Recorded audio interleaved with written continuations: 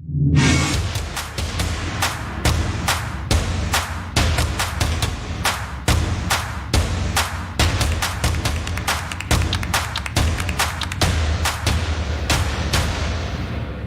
everyone, and welcome back to another episode here at the Damage Report. Today is Tuesday, and you never know what you're gonna get, but what you're gonna get is pretty awesome. We're joined once again by Yasmin Khan. Yasmin, welcome back to the show. Hi, John. Thank you so much for having me. It's always exciting to be on the Damage Report. Really excited to dive into some of these topics. And we're excited to have you dive in along with us. You're the host of Global Threads podcast. Tell people a little bit about what you do. The podcast and a lot of my work is focused on raising awareness for different issues that are going on around the globe, as opposed to just here in the United States, things that might get some coverage in our news cycles, but really don't go into a whole lot.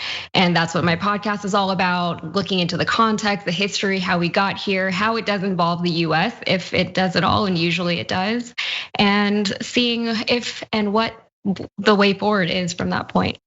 That's awesome, and it's important. America's a really insular country. We're trained to only care about our own history and what's going on here. Most people don't pay attention to international news, and so it's good that you're trying to get them to. Thank you. We try occasionally too on TDR, and it's fun. We cover news occasionally from around the globe and then release it, and nobody watches it. So that's always fun, but we're not gonna stop. We've been doing it for years, we're gonna keep doing it. Give us a couple thousand views, whatever. We're still gonna do it anyway. Yeah, it's just the Iranian election. No need to watch it or anything anyway. But we're very glad to have you here, everyone. Thank you for being here, regardless of what platform you're watching on. Maybe you're on the app, maybe you're on Twitch, maybe YouTube. I don't know, maybe you're on a platform I don't even know about. There's probably a lot of those. Am I live streaming on Instagram? Probably. Am I doing a short? I don't know. But anyway, wherever you are, there's probably some way that you can like it, share it, favorite, bop it, boop it. I don't know. If you could do that, that would be helpful because the algorithm rules all.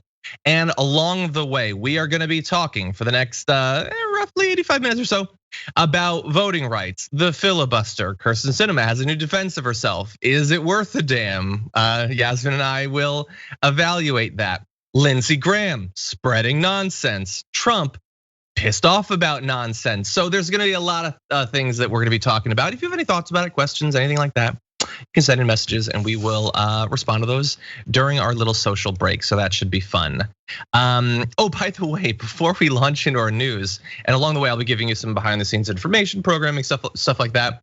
The Ohio event that's coming up, the Economic Justice Town Hall that we told you about, it is very much not happening in Cincinnati. It is in Cleveland. Apologies for that if anyone was confused. Thankfully, it says on the graphic Cleveland, which is probably enough for you to know where it is. Not enough for me to get it right. But anyway, that's gonna be Cenk Uygur and Killer Mike.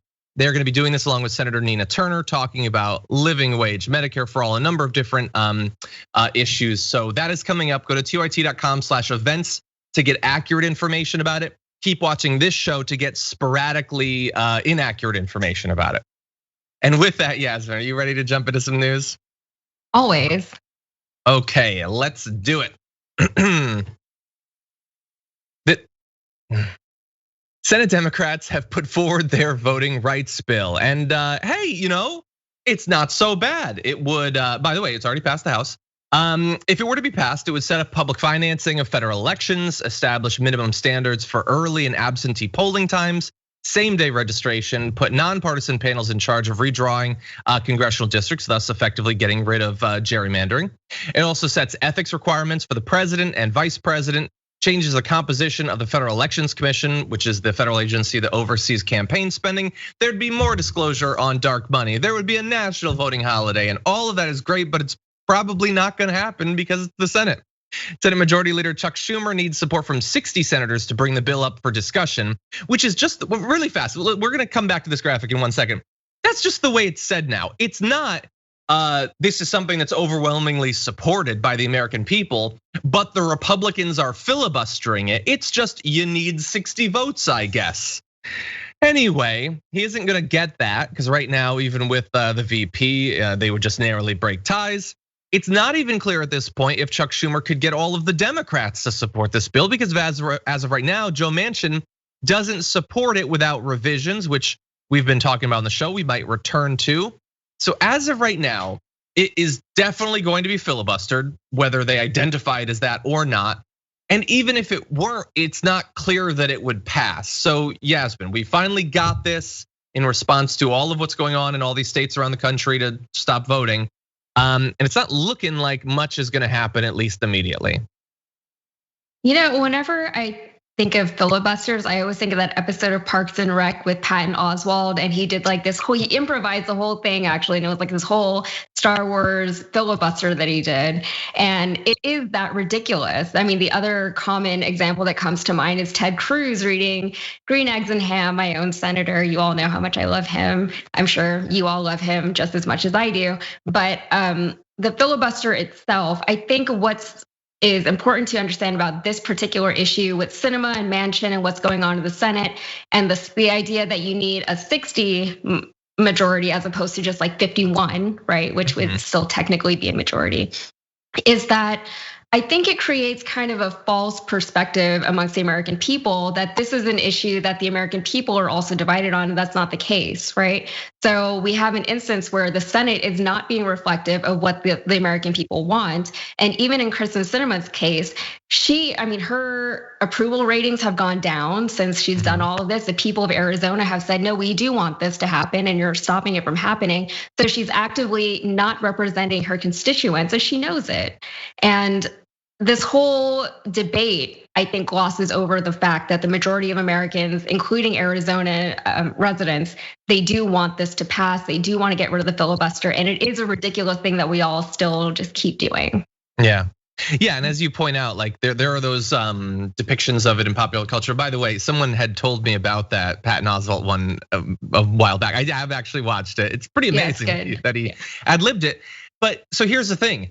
It is generally pretty ridiculous. Now, there have been, I think, some fairly epic filibusters years ago. There was one in Texas. The thing is, like, we're not gonna have that. So Ted Cruz is not going to be reading from Green Eggs and Ham to stop you from being able to vote.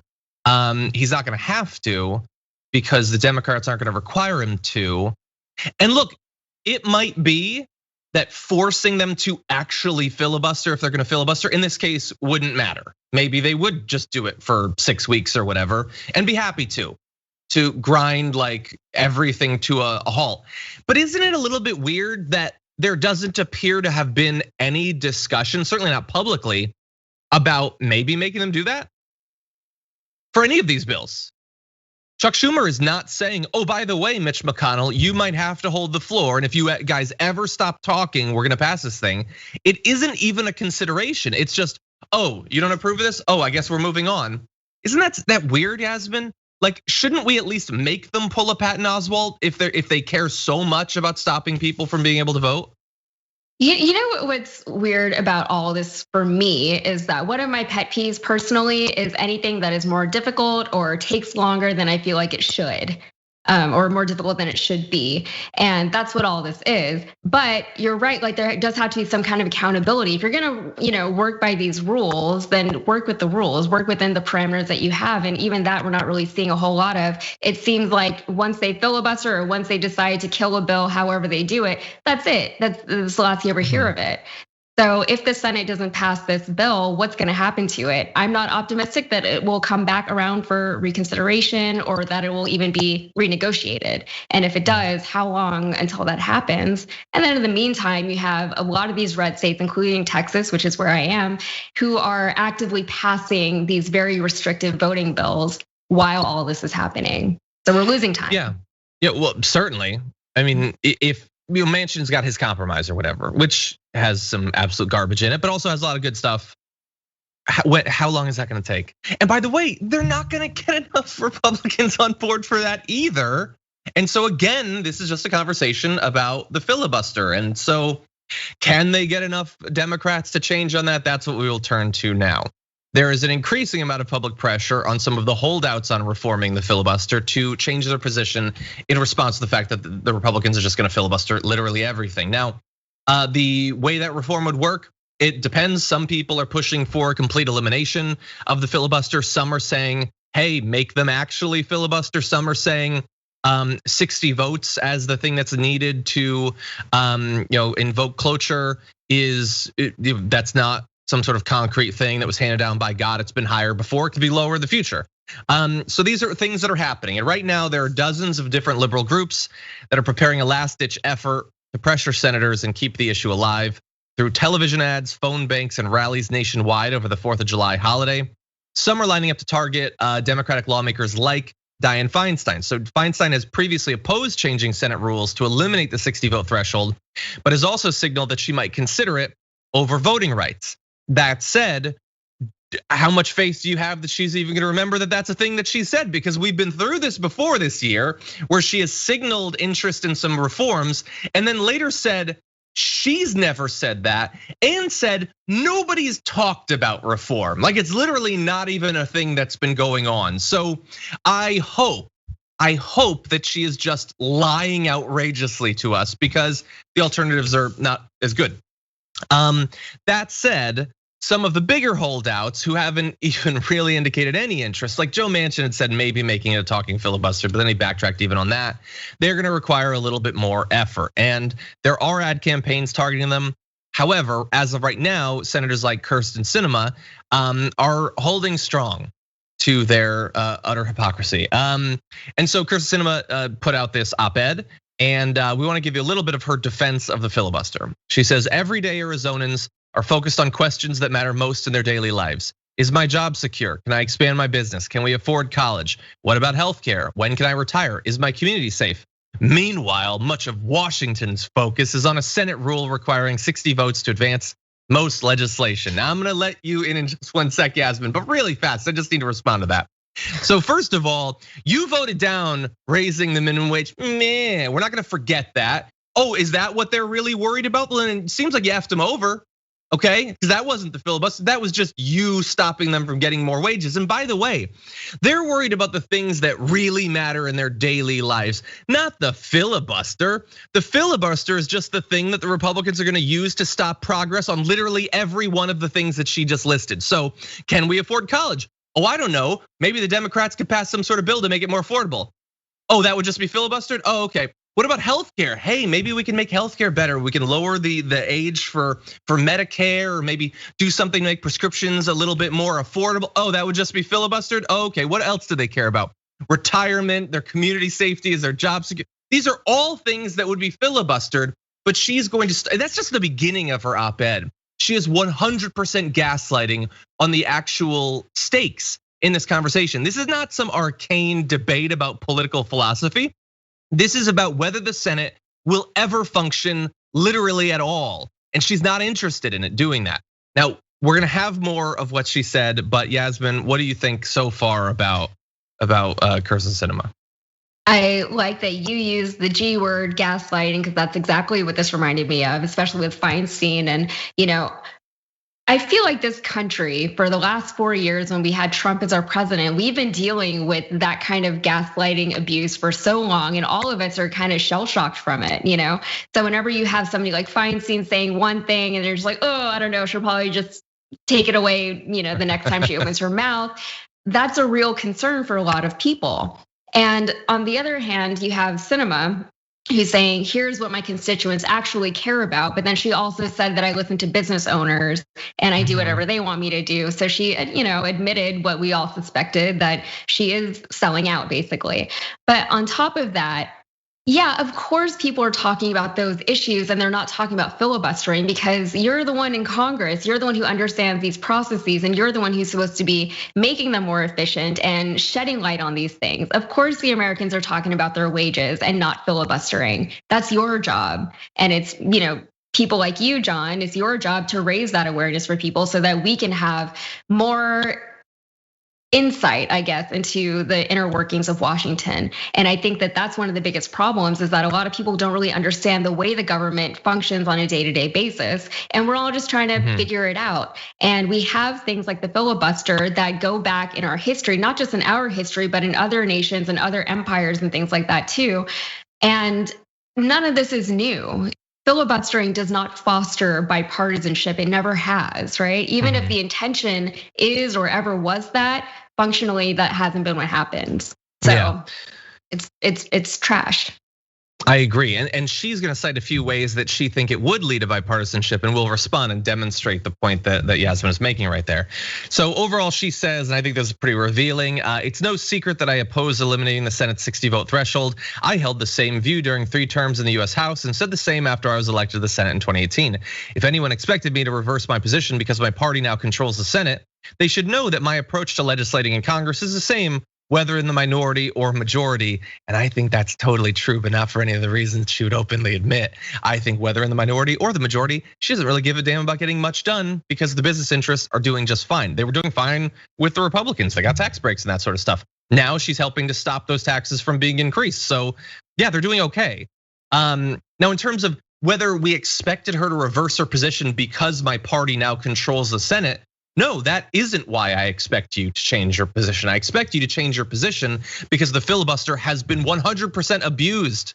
And it is nothing like the historic use of it, which was messed up in a million of its own ways. But now the expected filibuster on literally every piece of legislation, the existence of the filibuster, by the way, not leading to bipartisanship. You cannot get Republicans on board with these bills, making a mockery of your philosophical defense of it. The fact that as long as it's here, we have a reason to compromise. No, we clearly don't, because you're not compromising.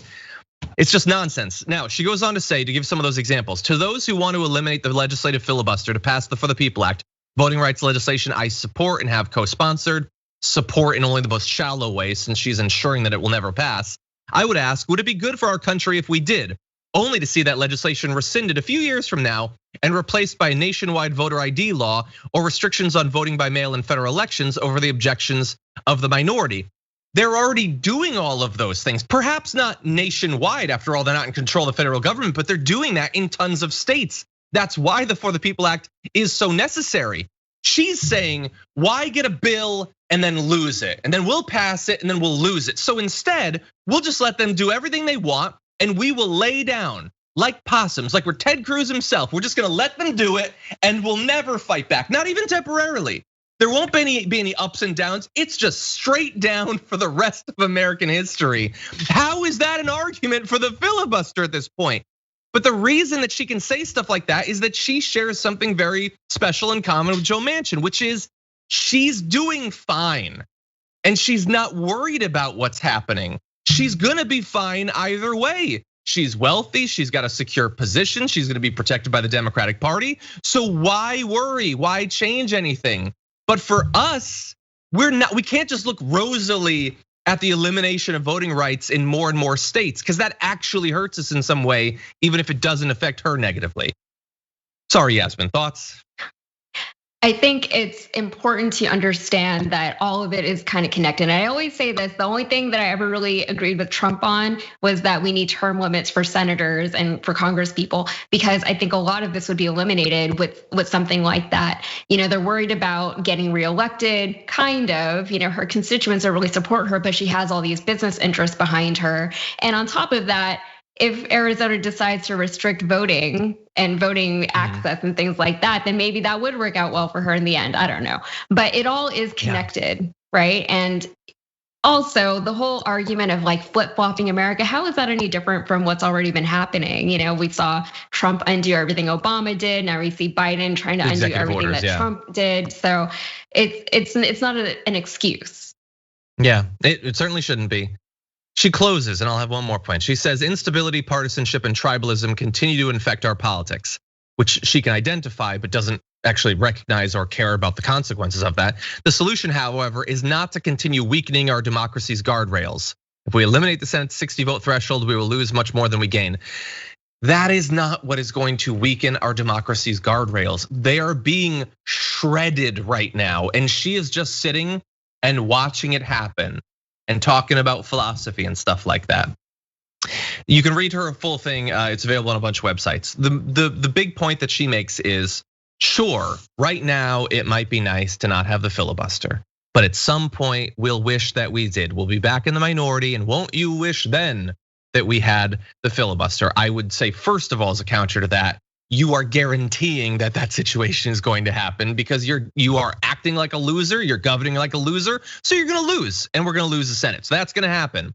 The other point is she cites specific examples. So if they try to mess with Medicare or Medicaid or Social Security, if they try to pass some sort of bill that harms aid to women or to children, won't you wish that you had the filibuster? And that is absolute nonsensical misinformation and BS. Because every one of the examples she gives are things that the Republicans can 100% eliminate through budget reconciliation. They are not things that the filibuster will actually be able to protect against. I got news for you. Nothing the Republicans seriously want to do can be stopped with the filibuster. In theory, there's some culture war stuff they could maybe do, but they don't actually seem to really care about that when they're in office. They talk about it a ton, but they don't actually try to do those things. What they do is stuff messing with the economy, tax cuts, stuff like that, stuff that the filibuster can't protect against because they'll just do it via reconciliation. And judges, they want to get hard right judges, and the filibuster can't protect against that either.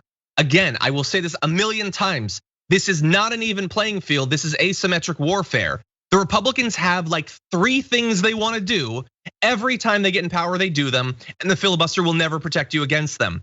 The Democrats, in theory, get elected to do far more things, and the filibuster will always stop them from doing those things. That is a guarantee. That is politics with this status quo for the rest of your life, at least as long as people like Kirsten Sinema are in charge. Anyway, any closing thoughts, Yasmin, on this about the filibuster? Do you think that a voting bill is going to pass? Any, like the compromise, the Manchin compromise, anything?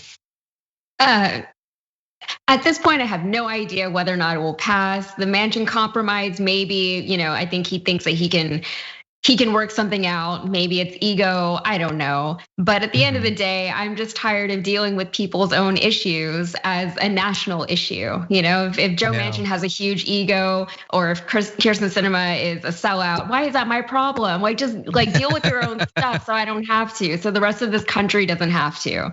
That's how I feel about that. That would be nice. No, and Yasmin's totally right. He says he's gonna be able to get a deal. He said that on the January 6th commission. There's gonna be 10 good Republicans. Where are they? I don't see 10 good Republicans. I don't see any of them. So I'm sure that'll work out. But anyway, I will turn the question I threw to Yasmin to you. We have a poll up right now, tyt.com/polls/voting-rights-bill. The Democrats for the People Act, strengthening voting rights, is expected to come up for a vote this afternoon. Republicans are planning to block it. Despite this, there's gonna be pressure. Will they eventually succeed? And we are giving you the lowest bar ever. Will any voting rights bill pass in the Senate? Yes or no? You can go to tyt.com/polls to participate in that, and we will give you the results a little bit later on. Okay, we are gonna take a short break, see what's going on out there in the audience, and then we'll be back with a lot more news for you.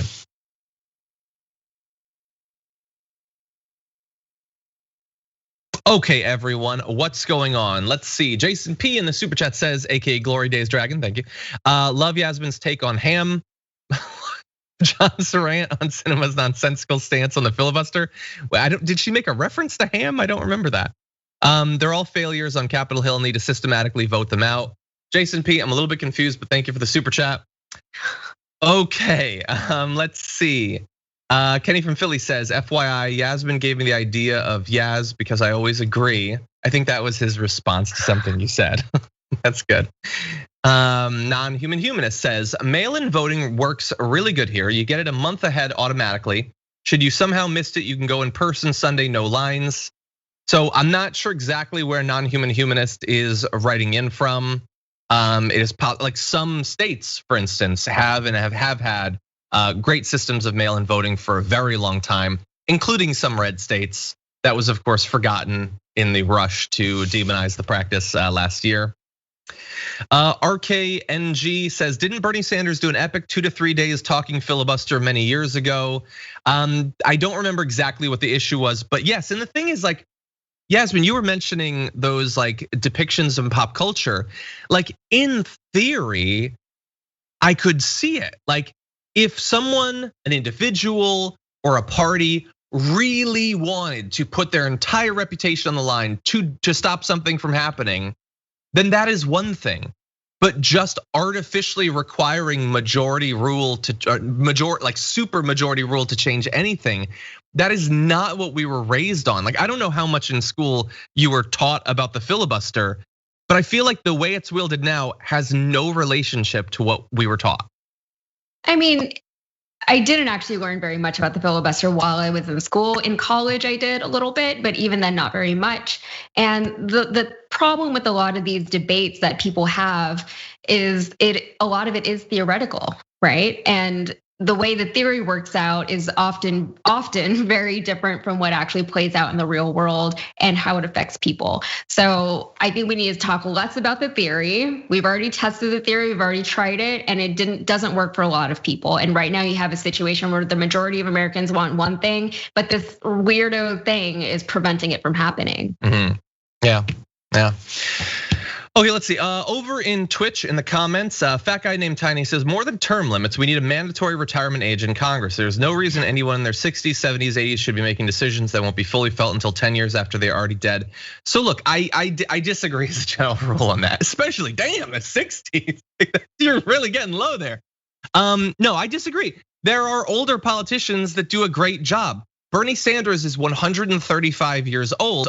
He's almost entirely gets it. So I don't agree with that. What I wish is that when you no longer get it, when you don't understand the issues, when you don't get technology, when you're not tapped in with like what your state is actually like, what your constituents actually want, then there needs to be consequences for that.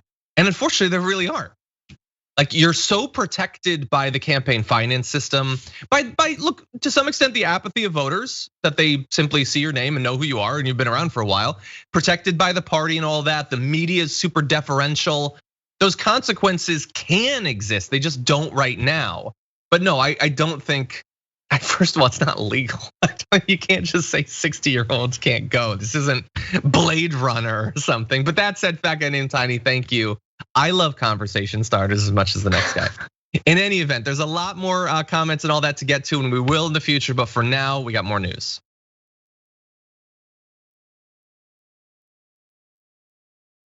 Okay, everybody, let's jump into some more topics. One big part of the For the People Act would be to fundamentally change gerrymandering, effectively rendering it impossible to do stereotypical traditional partisan gerrymandering. That I think is a good thing. Is that just common sense? It's a good thing to not have one party choosing its own seats rather than having the people choose their representatives. That said, if you're an elected politician and it's benefited you and your party in the past, kind of scary to get rid of gerrymandering. So why not just lie about it? And we have some of that. Lindsey Graham, technically still a senator, had this to say. There's a provision in the For the People Act that would take away from states the ability to draw congressional lines and give it to an independent commission created in Washington. That means that when people move to South Carolina, Florida, and Texas, and we get new congressmen and women because people are moving and the population shifts, that Republican state houses can't draw those lines, but some Democratic appointed commission. That would be the end of redistricting as we know it. So he is right in that last sentence. It would be the end of redistricting as we know it. But Yasmin, would you be shocked to find out that everything else he said was absolute hogwash? But anyway, we'll get to the fact check in a little bit. What do you think about, like, fundamentally things like reforming gerrymandering, reforming campaign finance, stuff like that seems like it's always going to receive a great deal of pushback from the people who have risen to power with the system the way it is. Of course, yeah. I mean, why wouldn't they? What incentive would they have to reform these things? And this kind of goes back to my earlier point that I was making, that it creates this false narrative that the people are split 50-50 and they're not, right? In Texas, we're seeing a lot of that right now. I'm sure you guys, yeah, you guys have covered this on your show, right? About all the voting violations that are happening in Texas, and a lot of it is as a result of what happened back in November 2020, and during that election, things with the mail-in voting was attacked and things like that. And in Texas right now, we're seeing an influx of people coming from California. The jury's still out on what kind of Californians are coming. We have an idea, but we'll see. But a lot of, at least speaking for Texas, a lot of the idea of what Texans are is misconstrued in the media, at least from my own personal experience of living in the state for 20 years, because there's this idea that, Texas is on the verge of flipping blue and we're actually a purple state and all these things. But you would never know that if you looked at the districts and if you looked at the maps. My own district is very heavily gerrymandered, and it's a problem because my vote really doesn't count for much in a federal election. And it needs to stop, but the people who are benefiting from it are the ones who can stop it, and why would they? So this has been a problem for a long time in a lot of states, some worse than others, and it hasn't gone away, and there's a reason for that. You're right. And look, and by the way, Texas is a great example of how gerrymandering can, like generally we talk about it as benefiting Republicans and Republicans being the one to do it. Now, of course, there have been cases where Democratic state legislatures have gerrymandered to their own benefit. That's certainly true. And in some cases, even when it's Republicans, it benefits certain Democrats. So like there are districts in Texas that are overwhelmingly Democratic. And that benefits those Democrats because they're never gonna lose as long as they can get past the primary. But it's not that heavily Democratic because it makes sense geographically. The Republicans of the state legislature have put as many Democrats into one place as possible, rather than having Democrats potentially competing in and winning multiple districts. So those Democrats theoretically might be opposed to it too. So it's always gonna be difficult. That said, if we're gonna have a debate about gerrymandering, maybe we could just have an honest debate about what's actually being proposed. And what Lindsey Graham is saying is not true at all.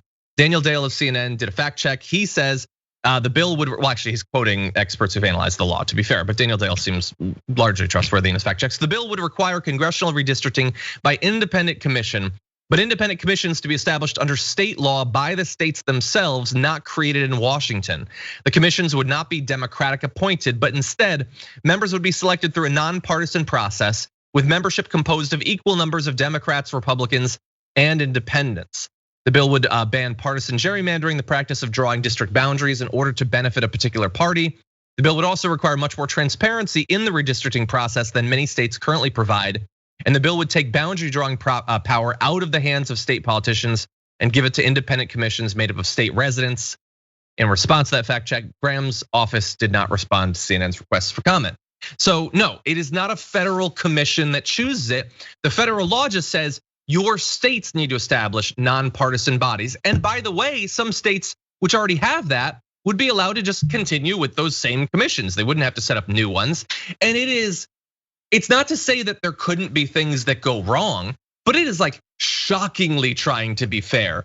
Like in states, you get 5 Democrats, 5 Republicans, and 5 nonpartisan people. Now, I personally say, what the hell is a nonpartisan adult? What adult doesn't have preferences? But they're really seeming like they're gonna try. And it's not like this is new. Multiple states have already been doing it. And state residents get appointed to look at the proposed districts. If they don't like them, they can vote them down, and then the courts will get involved to help adjudicate the districts. There are so many different layers of trying to make this fair. And worst case scenario, one party might end up having more influence than we want over the process, which I will remind you is the situation right now. So I don't know, like I don't think that Graham particularly cares about the accuracy of his comments, but I do think that if people knew what this process actually was, Yasmin, I think that they would largely like it, especially in response to the complete and utter baked in unfairness of the system as it is. My biggest grievance was your point that you had made earlier about how the nonpartisan adults. First of all, who are these people? I've never met them. I've never met a nonpartisan adult who actually still cared about politics at all, right? If you care about anything, you tend to have an opinion that favors one way or the other. Not always, but usually. It kind of reminds me of like the jury selection process, how they try to get an idea of who you are as a human and what your views are before, by asking you a few simple ideas or questions and see how you answer. But I think the idea of states dictating these rules and these laws and regulations and things like that is terrifying for me in Texas. And I think enough said there, because our entire state legislation is very, very red, very Republican, and like Trump Republican, not whatever moderate Republicans even are these days. So that is terrifying for me. At the end of the day, something needs to get done. I don't know when it will happen or if it will even happen, but it is a fight that needs to keep happening, that needs to be fought. I want to give a shout out to my best friend from like 20 years ago, because she was the one who actually introduced me to gerrymandering a long time ago. This was in like junior high. Mm-hmm. She was reading the paper, the Houston Chronicle, and she's going on about gerrymandering, and nobody knew what she was talking about. And then, here we are today. So shout out to Sarah. Thank you, Sarah. You're doing the Lord's work. Anyway, okay. Yeah, there are more details. Look it up. It's a pretty interesting system. But anyway, we're gonna move on to our next topic, which is insane. It's utter nonsense. But hey, it's America, so that's what we got. Let's do this. Back in March of 2019, Donald Trump was doing something that he swears he never does, would never do. He was watching Saturday Night Live. And apparently he's so committed to watching SNL despite his claims not to.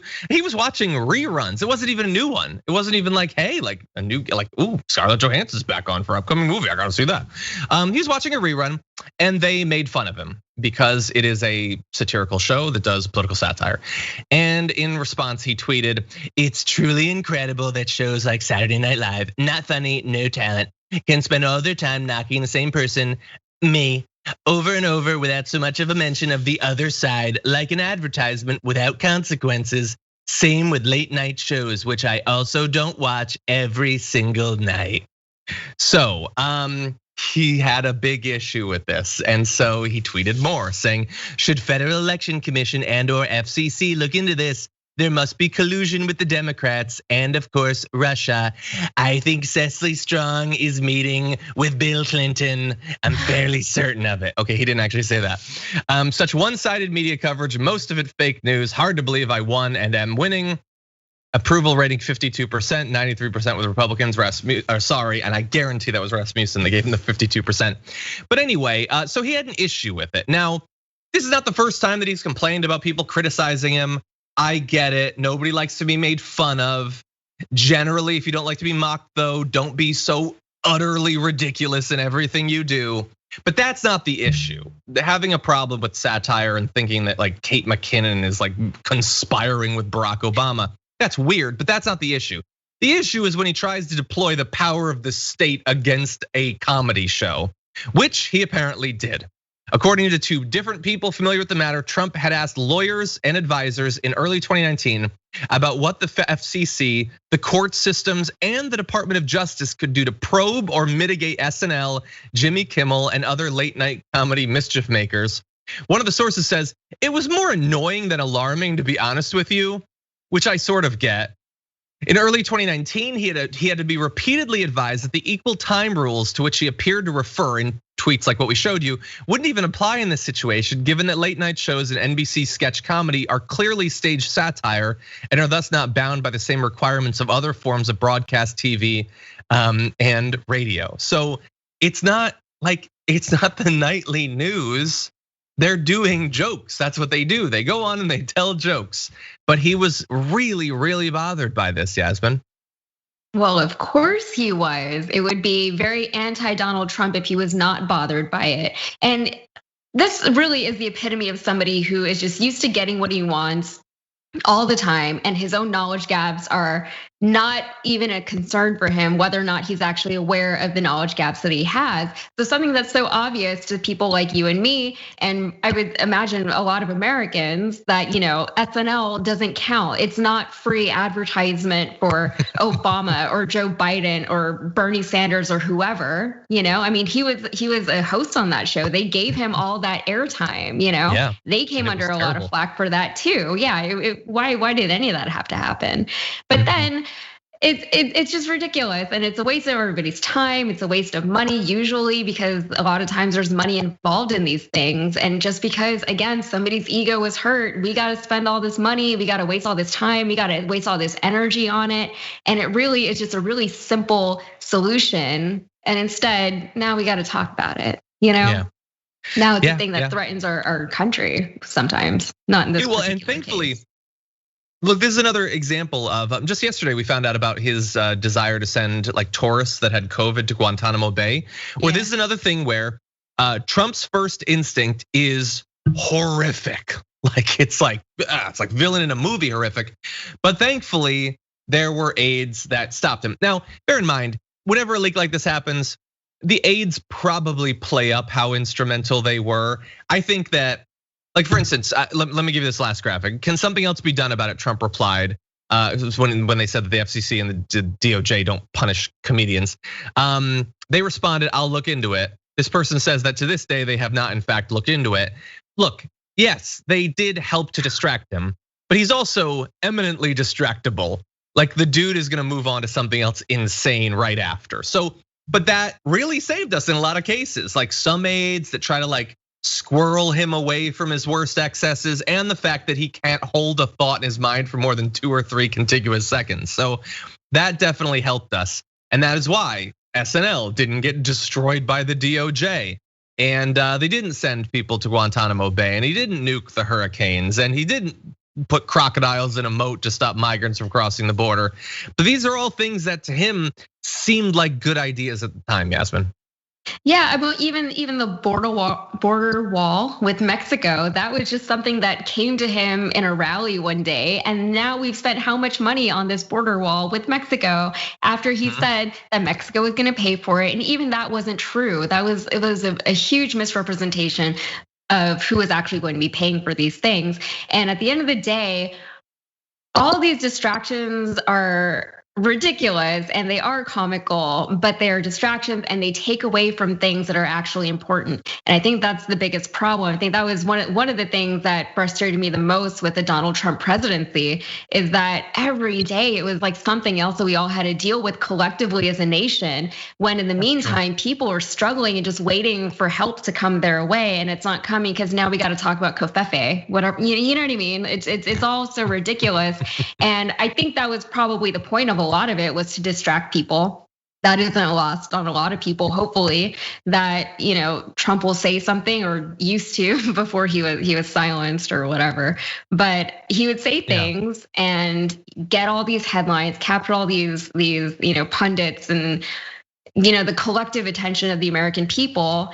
And in the meantime, he's doing some other really vile things behind the scenes, him or the Republicans or the people who work on behalf of him. And that's the bigger problem, I think. Yeah. The last thing I'll say about this is SNL makes fun of people. That's what they do. Like just get over it or whatever. And by the way, like you might think, oh, that's easy for you to say. They agree with you politically. Not necessarily. Like, have you watched SNL? They don't seem to love Bernie Sanders. Their impersonations of AOC, like I like Melissa Villaseñor. I don't think it's a particularly positive portrayal of her. A lot of what they say is like centrist with like a little bit of progressive values kind of layered on top a little bit. And they certainly don't like Trump, and they certainly don't like Republicans. That is definitely true. But that does not mean that they are like hard left by any means. Not that I need to convince people that. I think most people pretty much get that. Anyway, with that, we are going to take our second break. And when we come back, we've got a little bit of good news, I think. And then Texas has some issues. We're gonna give Yasmin a chance to respond to that after this.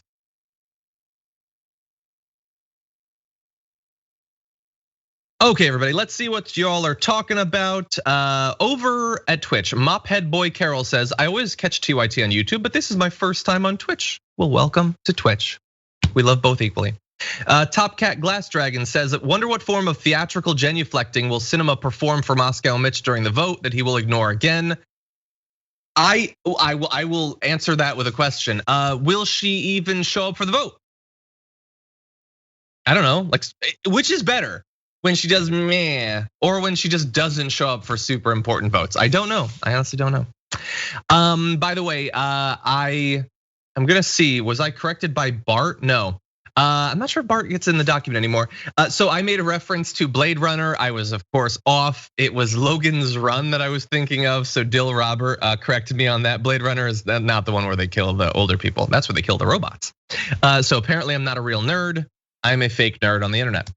Anyway, Mia St. Dragon says the two-party system causes all the problems. A third party helps defeat tribalism and filibuster. I think that there are a lot of potential benefits to some sort of multi-party democracy in the United States. Would be perfectly happy with that. That said, as I've always said, any sort of reform of the system is difficult. The way that you get to a successful third party is to do something like approval voting, ranked choice voting, something like that nationally. And until that happens, it's not going to happen. It's just not going to. And the two parties would love for the attempts at reform to continue to just be trying to get people to vote for them, because that's not a real threat to their power. They're perfectly happy with that. Anyway, let's see. Over in the super chats, Thaddeus Nal says, I just found out I hit the 6-month membership and I have been considering a dragon name for some time. Is Philosopher's Stoned Dragon taken? I doubt that it is, but I really do like that name. So Philosopher's Stone Dragon it is. Thank you. Miss Stack Mariana says, Trans Dragon here, happy Pride. I sent my red hat parents a coming out letter. Can I get some love? You can not only get love, you can get hope that they will be humans.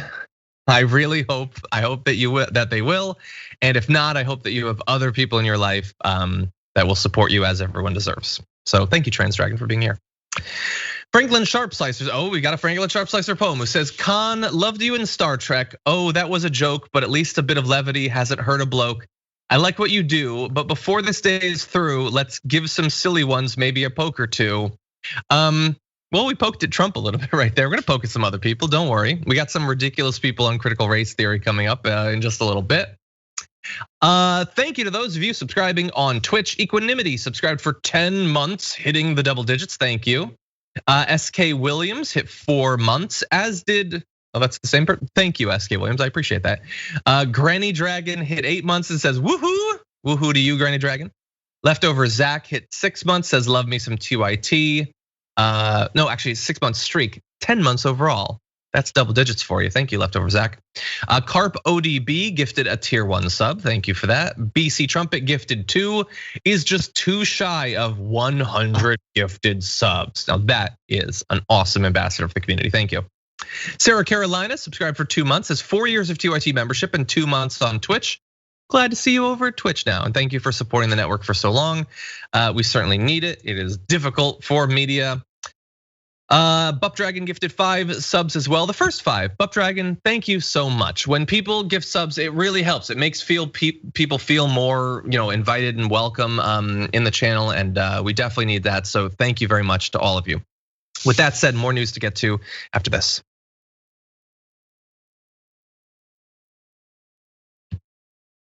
Okay, Yasmin, how about a heartwarming story? How about something that seems almost like good news? How about that?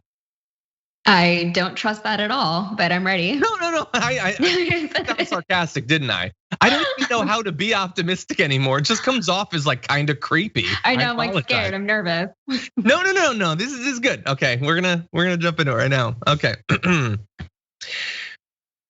Just in time for Pride Month, we've got some good news. The first active NFL player comes out as gay in a video, and we're gonna talk about it. Here's a bit of that video though. This is Carl Nassib. What's up, people? I'm Carl Nassib. I'm at my house here in Westchester, Pennsylvania. Just want to take a quick moment to say that I'm gay. I've been meaning to do this for a while now, but I finally feel comfortable enough to get it off my chest. I really have the best life. I got the best family, friends, and job a guy could ask for. I'm a pretty private person, so I hope you guys know that I'm really not doing this for attention. I just think that representation and visibility are so important. I actually hope that like one day videos like this and the whole coming out process are just not necessary. But until then, I'm gonna do my best and do my part to cultivate a culture that's accepting, that's compassionate, and I'm gonna start by donating $100,000 to the Trevor Project. They're an incredible organization. They're the #1 suicide prevention service for LGBTQ youth in America, and they're truly doing incredible things. And I'm very excited to be a part of it, to help in any way that I can. And I'm really pumped to see what the future holds. That was awesome. Carl Nassib, now my favorite football player. And I know what you're thinking, John, you don't watch football, there's no competition. That, sure, but now by far my favorite football. That was a great, I think the fact that he's gonna be donating $100,000 to the Trevor Project, which is awesome too. Like the explanation of why he's doing it, a desire for it to someday not be a thing that's considered necessary, like the explanation of his value system, that was awesome. Yeah, in so many different ways, even more so than I expected. Yeah, it was a really good video. I like how he said it too. He's like, yeah, I just want to let you guys know that I'm gay. So straight, simple, and so to the point. And whenever something like this happens, you kind of tend to see two different narratives forming within supportive communities, right? And one, well, he actually touched on it, I think. One of them is that, why is this necessary? It's 2021. Why do we have to keep talking about being gay like it's a thing, like it's a big deal? But the other side of it is that visibility does matter, especially in pockets within the country, such as the NFL, right? Mm-hmm. So I was reading some comments on like Instagram the other day, and somebody was saying something like, come on, it's 2021. How are you not vegan yet, right? And I think what can happen is that we get into these really insular bubbles and we think that the rest of the country and the rest of the world is on board, but we forget that there's so many places in this one country that are not there, that these are conversations that never come up for people. So the more it is out there, the more normalized it can be. It's still gonna be a process, right? We've come a long way, but we still have a very, very long way to go. And people coming out in spaces like the NFL and talking about it and donating to causes, all that matters, and it is important. And it is a very heartwarming story, and I'm sorry for doubting you. Thank you. Yeah, I agree. And to do it, like, I guess there's a certain like, I don't know, is bravery the right word in how casual it is? Like, yeah, I'm doing it. I'm telling you this because it is historic. There has never been an active football player who has come out before. There was Michael Sam back like 7 years ago, drafted but didn't actually play. And there have been players who have come out after they had retired, but just very casually he's doing it. This is second year with the Raiders. I'm just finding out, 6th in the league. I just learned right now, but that's awesome. I wanted to give you a little bit more from Carl about the donation. Says, for someone like me who's been so lucky and cherishes every day, it brings me incredible sadness to think that our LGBTQ youth are at such an elevated risk of suicide. I feel an immense pressure to help in any way I can, which is awesome. And in particular, like, we're going to be talking about Texas. Like, Texas is one of many states that's decided, demonizing trans youth is like the way to get our base all fired up. So contributing to more depression and potentially more suicide in the future. So certainly a community that's gonna need support. It's great to see awesome role models like this. Now, really fast, I wanted to give you a quote from Warren Moon. Obviously, even I, familiar with Warren Moon, a former football player, says, really proud of Carl Nassib, the first active football player to ever do so. I played with several guys who never were comfortable enough to go public. They were great teammates and obviously very talented. And yeah, there's just this idea that like teams have known obviously for a very long time, some players, but there was stigma, there was potentially strike back. Like, look at what happened to Michael Sam, like a lot of the news coverage around that and what a bunch of conservatives were saying. So yeah, I'm glad to see it. That said, Yasmin, one less optimistic component of this is even now, even in 2021, the way that some people communicate about this is just so regrettable. So the New York Times had a headline, Carl Nassib was an NFL everyman, then he came out as gay. And I get what they think they're trying to do. They're trying to be like, but no, there's so much baked into that of like, no, he still is. That he is an everyman because some everyman are like that. Not every man is like that, but some everyman are like that. And so I don't know who came up with that headline. It almost certainly wasn't the person that wrote the author, so please don't abuse them online. But just, oh God, sometimes I don't know. Any other thoughts about this? I think whenever you get op-eds or even articles from reporters that have headlines like that, they're a little nebulous or a little contrarian. It's like, are you just trying to make a name for yourself by putting this out there? Sometimes they take such weird takes on things, and it's like, is this your own career advancement? Is this a belief that you have? Because it feels like they go out of their way to misrepresent an issue or a topic. or to come up with something really unique that hasn't already been said. And there's a lot of things that, sometimes even me, I don't comment on because I don't think that I can add any more to a conversation that has already been said. So I get that angle, but it's like, well, then just don't say anything. You don't need to create a controversy where there isn't one or where there shouldn't be one. Yeah, and especially when you know that there is going to be insane attacks against him. Like I don't know, and honestly, for my own well-being, I'm not looking to see what right-wing sites are saying about Carl, but I imagine it's not going to be great. And so don't contribute to that. Don't be a part of that. Like you don't. Yeah. And for me, like you don't need to expose yourself to this. Like honestly, this would be my advice to Trump from the last story. Don't watch SNL, buddy. If you can't take the jokes, don't watch it. It's gonna make you feel bad. Come on, everybody has to maintain their own, like whatever exposure to the criticism you can take. So anyway, great job by Carl, an awesome way to do it. The donation is awesome, hopefully inspiring other people to feel comfortable too, but almost certainly will be attacked as a result of it. Now, that said, we only have like another minute and a half, which is definitely not time to give our Texas story the due that it deserves. So we will be taking a break in just a minute. And we'll come back and do that Texas story. So I'm gonna take this opportunity to read a few of your comments. Oh, actually, what I'm gonna do is I'm gonna remind you, you don't need to be reminded. You know what happens after our show, right? Indisputably, what happens is indisputable. Dr. Rashad Ritchie's show. Adrian Lawrence is gonna be the co-host today. Pastor Jesse Lee Peterson, who I believe I remember some of the crazy things Jesse Lee Peterson has said. This is a conservative host who Dr. Rashad Ritchie is going to be debating. So that's gonna be something. You're not gonna wanna miss that. And BC Silver is gonna be the guest as well. So all of that is coming up at 11:30 p.m. Pacific time, 11:30 Pacific time, 2:30 p.m. Eastern time. Yeah, sorry. So that's coming up at Indisputable TYT on YouTube. So definitely check that out.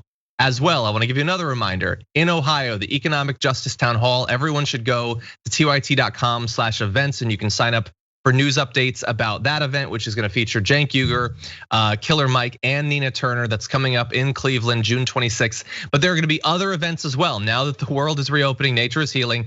So go to tyt.com/events. You can sign up for notifications about events that might be coming to an area near you. Now, really fast, the few seconds I have.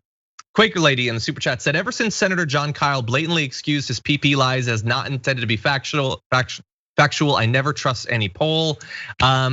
Yes, we shouldn't have before that, but hey, we all learn, And there's unfortunately not time. So to our linear audience, thank you for watching. For those of you on the members app, Twitch and YouTube, thank you so much. We've got a lot more coming up after this break. See you in a few.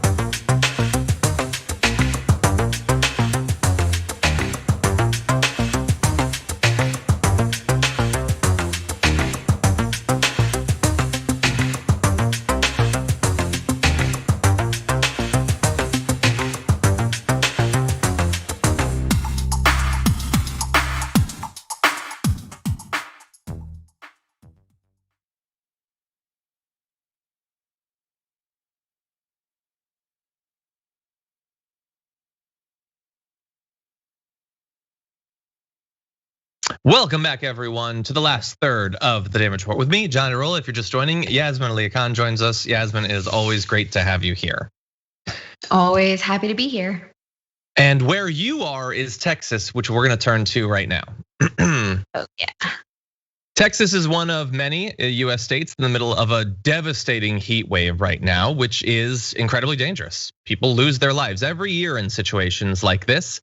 And if you're lucky enough to have air conditioning, you might be a little bit better off, but there's a wrinkle there that you might want to look into, and it has to do with smart thermostats. So the Electric Reliability Council of Texas, ERCOT, the group that got a lot of bad press during last winter for all of what happened in Texas there, has urged residents to do their part by raising the temperature on their thermostats.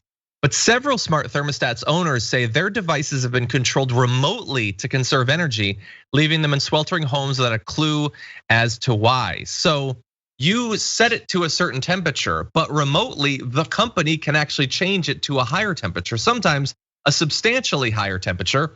And the reason is that you might have signed up without reading the fine print into a program that gave them the right to do that. Several residents in the Houston area said they'd unknowingly enrolled in a program called Smart Savers Texas as part of a promotion. The agreement states that in exchange for an entry into a sweepstakes, electric customers grant permission for the program's creator, Energy Hub, to control their thermostats during periods of high energy demand.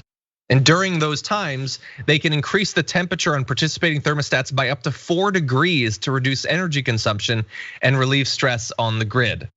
So I am assuming, Yasmin, that you have not experienced anything like this, but you're in the Houston area, aren't you? Yeah, I am. I'm in Houston. This is like, I'm laughing. It's not funny, but it's such a ridiculous thing to have happened. First of all, we are in a heat wave, I guess, but 90 triple-digit temperatures in June, July, August, September are not unusual for Texans, right? I heard that we had a heat wave. I didn't even notice it. I just thought, oh, it's June, it's summertime, I heard on the news that I was in the middle of a heat wave, right? And then we started getting all these notifications on our phones that ERCOT wants us to start conserving energy. What were they saying? That we need to put our thermostats up to 82 during the nighttime. I don't know a single Texan who was on board with that. I don't know a single person who complied with any of that. And the thing is, we shouldn't have to, because consumer usage of the Texas power grid is not even its biggest sector, right? We're a smaller proportion of the total energy usage, right? If you need to cut the energy, cut it in all those empty office buildings that nobody's using anymore. Like, there's so many different options besides asking people in a heat wave to cut down to 82. Who can sleep in 82? Honestly, nobody. I'm always cold, and that's way too hot for me. And after what we saw in February, the whole idea was, oh, they're not used to the cold. This is unacceptable because we are used to the heat. And this is right before hurricane season, and here in Houston, that is, I'm not optimistic about what's going to happen this summer. Yeah, so that is been a kind rough of a year. Yeah. 82, like if it's 82, the system better not even be on. Like, it's being lowered to 82. That seems like an issue. And look, you're right. It might be that in some areas of Texas, it doesn't feel like the worst ever. But there are, like, in multiple cities, in Palm Springs and a number of other cities, records are actually being set right now for this time of the year. So that's bad. And 4 degrees, like when you say 4 degrees, it's like, oh, it's 4 degrees. That can be a significant difference. And bear in mind, some of these people are elderly. Like, people die because of these extremes in temperature. And I'm not saying that this program is necessarily going to kill people. But what I am saying is that the issues that Texas is experiencing, the issues that their energy grid are experiencing, this is not the fundamental solution to it. So they might say, look, we really need to do this, because if we don't do this, then the energy grid is going to go down, and 82 is going to look like, an Arctic vacation at that point. Maybe, but then actually do something about it. Use your power as an industry to get Texas politicians to do something, but they have such a cushy relationship. They don't actually want that. It's much easier to just put it onto the individual people when some sort of systemic solution to their energy grid is obviously what's needed, especially when all this abuse is to be entered into a sweepstakes, where like one person gets something or you get credited. Like in this one case in Philadelphia, they had you got $120 bill credit that they lowered to $40 afterward. $40 to potentially suffer multiple times per year during the worst heat waves. That doesn't seem like a great deal. No, and something that I should point out is that these ERCOT board members do not live in Texas. So all these people are demanding that Texans do all these things, and they're not doing it themselves. They don't have to, they don't live here. And it's, you see similar issues in different sectors of, different issues around the country right now. So if you take the oil and gas industry, for example, I have to stop using plastic straws, but they're gonna keep producing them. They're gonna keep wrapping all these produce in unnecessary plastics and things like that. But I, as the consumer, I need to stop using straws, right? Yeah. So that's not the case, or that shouldn't be the case. That's not going to ever be the solution, especially when you're combating these much, much, much bigger forces with a ton of money and a ton of donors and a ton of people who are profiting off of, asking Texans to sleep in 82-degree heat. Yeah. And it is very unhealthy. I only live in Houston because I have AC, right? If I didn't have this here, it's just a swamp. We live in a swamp. Actually, exactly. We went to a wedding over the weekend, and it was up on the north side of Houston. And this one guy wasn't staying in the Airbnb with us. He had a hotel nearby. And after the wedding, everyone was not in great shape after the wedding, as you can imagine. And he texted the guys and he was like, "Hey, does your Airbnb have power?" We're like, "What?" "Yeah, we have power."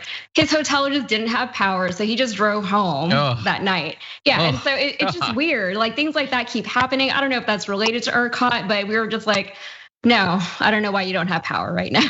And the hotel people had no excuses. So it's not practical. You can't stay in a place without air conditioning. I agree.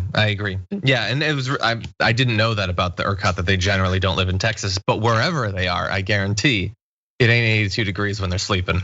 I feel confident in that. Absolutely not.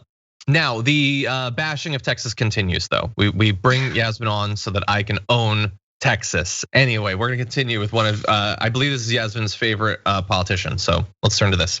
Oh no. Ted Cruz is a weenie. I don't need to convince you of that, I'm sure, but I do want to give you further evidence, and it has to do with critical race theory and his defense of the offense against critical race theory, which is completely fact-free. He said in response to Charlie Sykes talking about the push to ban critical race theory across the country in places where it's not being taught, Ted Cruz responded saying Trump derangement syndrome is astonishing. Sykes, who used to be conservative, is now defending critical race theory. He proffers a series of straw men, e.g., don't ban it. Nobody is banning it, but we don't have to allow schools to teach our kids to hate each other based on race. Now, I was actually super happy to hear that nobody was banning it, because I had been fooled by the lamestream media into thinking that many states were actually in the process of banning it, and many Republicans were calling for that. I guess it's not true. I guess that Ron DeSantis, when he gave a speech so proud of himself for banning it in Florida, I guess he was lying to us. All the youth activists that are fighting back against it in Florida, I guess they're wasting their time. I guess Texas didn't ban it, which is great for our guest Yasmin, who lives there. I guess there's nothing to worry about because nobody is banning it. But once I got over my surprise and happiness, I did look it up, and it turned out, oh wait, no, he's just lying. As of last week, 21 states across the country are in the process, or already have 5, have already banned the teaching of critical race theory in classrooms. And Ted Cruz, of course, Yasmin, knows that. And just like a little weenie, because he doesn't want to engage with the disconnect between trying to ban a philosophical concept or lens on history from schools with then saying that cancel culture is the worst thing in America. So instead, he just lies about it. What are your thoughts? What are my thoughts on Ted Cruz, my best friend Ted Cruz? Yeah, so he's lying. A lot of really, really scary things have been happening in Texas lately, which a lot of the country has been noticing and paying attention to and covering, which is a good thing because it's all ridiculous. And sometimes here in Texas, I forget that our state issues are national issues, and I'm glad that they are national issues because it needs to be talked about. The problem with people who oppose critical race theory is just why? They don't have a good reason apart from their own racism or their own white privilege. And they can't acknowledge that by any means, right? They definitely can't acknowledge it because white privilege isn't a real thing, as we all know, according to these people. But it does hurt people, right? I remember growing up when in elementary school, I grew up in Connecticut, so I wasn't in Texas in elementary school, but growing up, you would be taught things in school, and even as a child, your brain's like, oh, that doesn't really make sense, or oh, that seems kind of weird. Simple things like they tell you Christopher Columbus was the first, algebra. Yeah, but like Christopher Columbus was the first person to come to America. He discovered America, but also the Vikings were here before, but they don't count. And also the Spaniards were here before, but they don't count. There's all these things that kids are taught in school that are very, very highly debatable. And I'm 32 years old. If I ever want to have kids, that is a really concerning thing for me, is what are these kids being taught in schools, especially in Texas? Yeah. I mean, we're trying to bring back cursive writing instead of critical race theory in Texas. I don't know if they actually did, but they decided that that's something that needs time in the 180 days that kids get in school every year. Like, we need to definitely dedicate some of that time to this. Yeah. And it's also backwards, and it all is just deflection from the actual issues. I agree. Yeah. It's not what they think it is. It's not what they say it is. It is convenient to try. Like, they know there's a lot of people out there that have pretty bad views on race, and they don't want to feel bad about that. And they don't want to be made to feel bad about that. Someone has to speak up for and defend these people, and they have provided a defense. Anything that makes you think a thought that hurts a little bit in your brain, that's critical race theory. And it can be rejected. You don't need to engage in it. And I don't mean that like you don't have to willingly engage in it. You will not have to engage in it because we're going to ban it. Regardless of whatever possum-faced losers like Ted Cruz have to say about it, it's a ban when you ban something. I know that that's complicated. I wanted to make sure, rigorous research. I looked it up. The definition of ban is to prohibit, forbid, or bar, which they've done. And what I love is the dictionary example of banning is a dictator getting rid of things critical of his regime. Isn't that funny? But anyway, yes, when you make it so that kids can't learn something and that teachers could potentially suffer legal consequences for teaching it, that is very much banning, and you can expect a lot more of it. I'm not gonna read this whole Trump thing, but Trump literally called for a ban in those words of taxpayer dollars going to any school system that teaches critical race theory. And he encourages people to pass those in states around the country, and eventually encourages the Republicans to do it at the national level.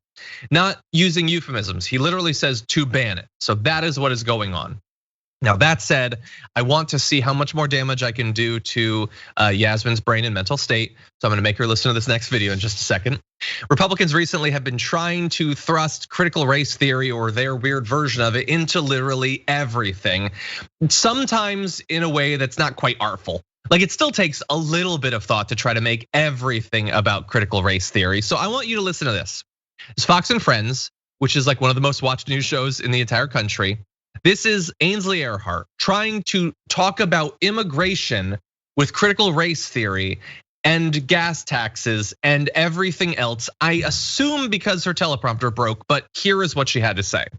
Tell you, the midterms are going to be interesting because people are not in favor of this. We all have a heart for many of them. If you're an asylum seeker and you're persecuted in your country, you're legally allowed to be here and you can come over. You can apply. Even if you can apply, right. And then they investigate and they determine that. But just to walk over and to not follow the rules and do what everyone else has done, we're seeing gas prices going up. We're seeing people, the majority of America, even the Democrats, say they want you to have to show an ID when you go and vote. The Democrats that are on the Hill right now, they don't want that.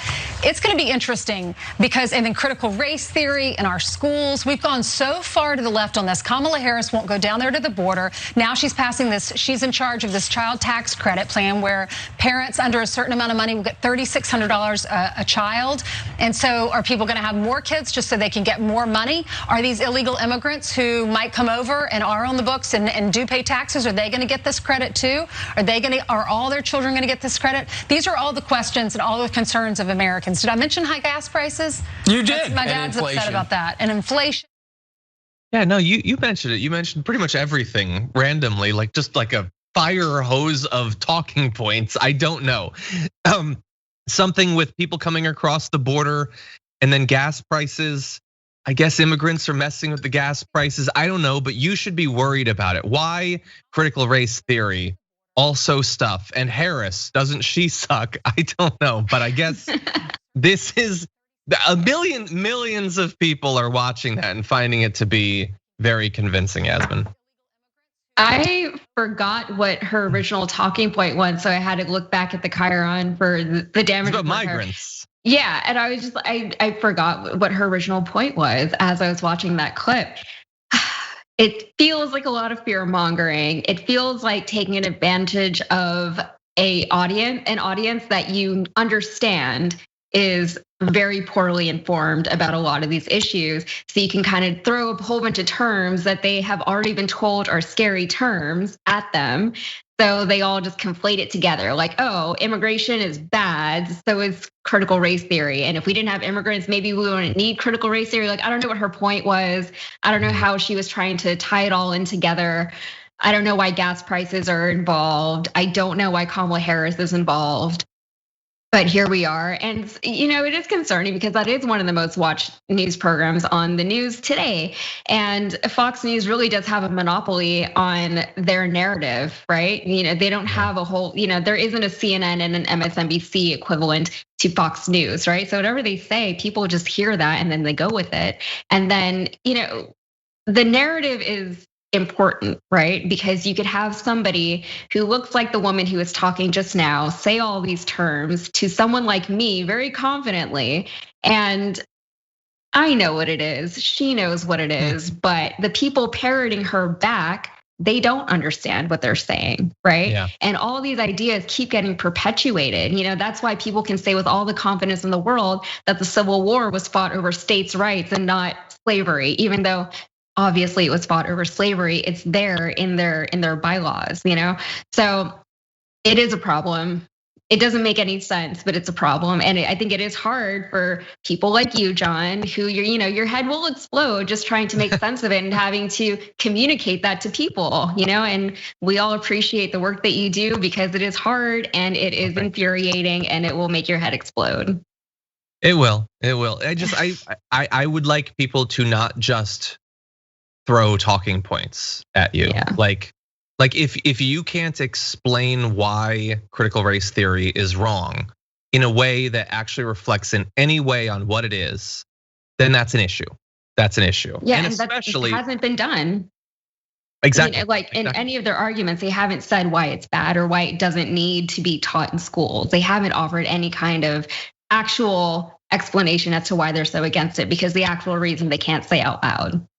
Exactly. They just don't want you to talk about racism because they want their voters to feel comfortable feeling racist. Yeah. Anyway, and it can go to extreme lengths. We're gonna save the video I was gonna play for tomorrow because there's one more story I wanna make sure that we get to, and we only have about 6 minutes left. So let's jump into this last one.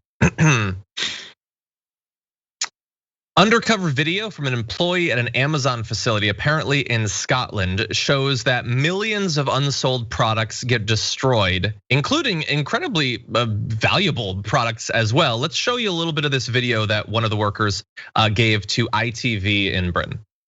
Secret footage captured in what's known as the destruction zone, and that calls into question the company's environmental and ethical practices.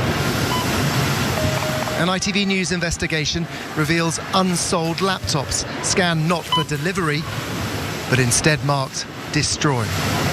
Boxes full of electrical items such as drills, shavers, headphones, even smart TVs. The list goes on.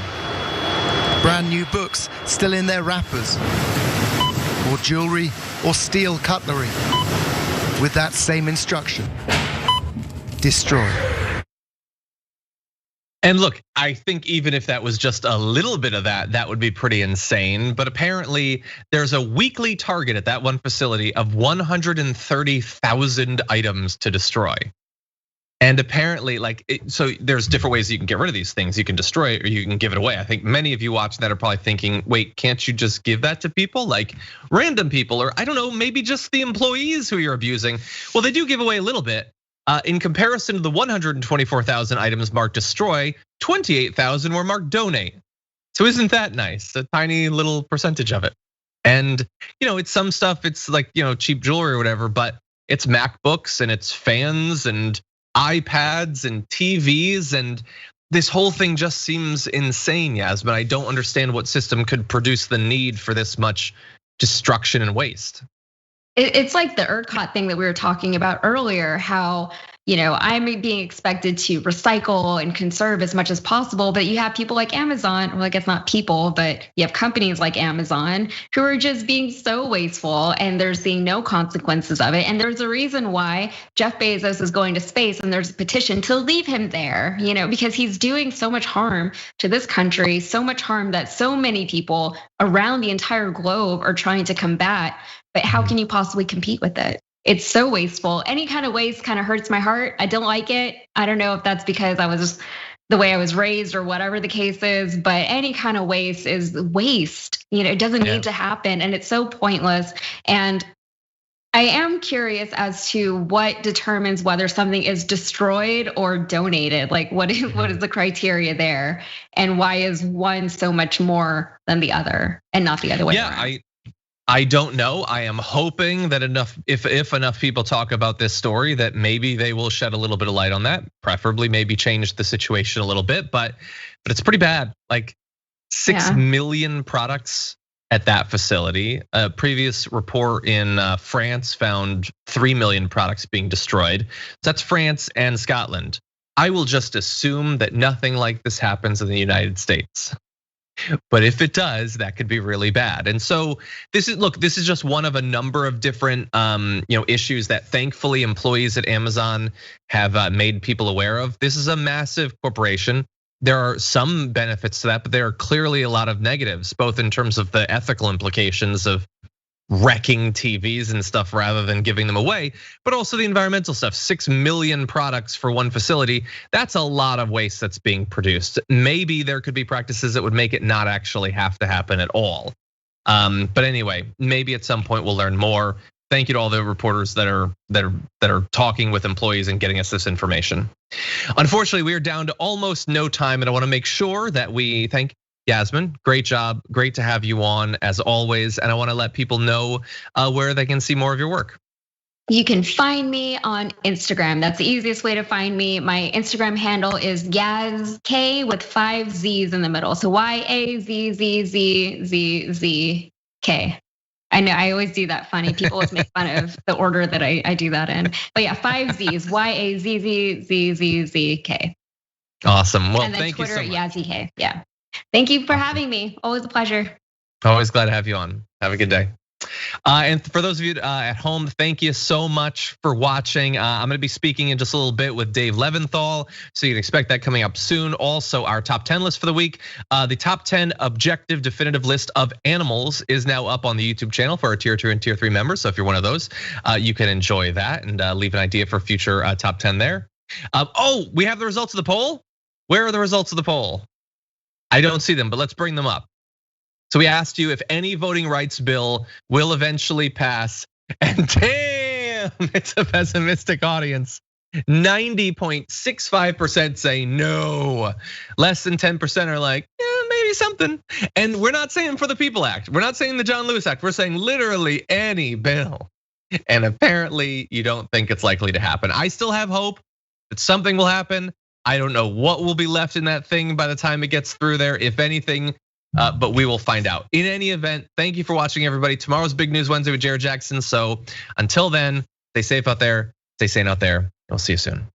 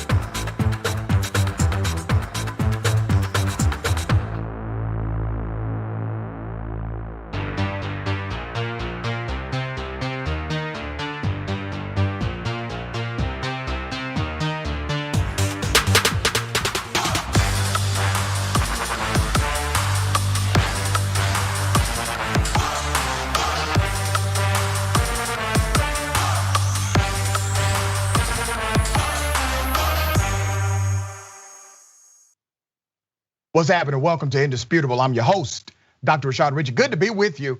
Wow, we have a show today. My co-host to break down news of the day, none other than Adrian Lawrence, attorney at law and TYT, legal expert, legal contributor, will join me in just a moment, all right?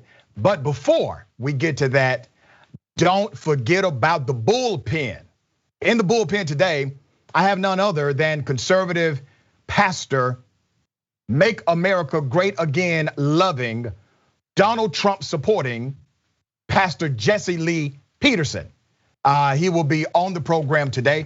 I don't know. You guys are probably saying, why is he on the show?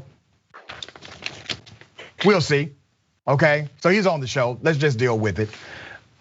Ladies and gentlemen, let me bring your attention to a Democrat who engages in practical racism. There's a US senator, and by all appearances, he's a nice guy. He talks about systemic injustices and racism.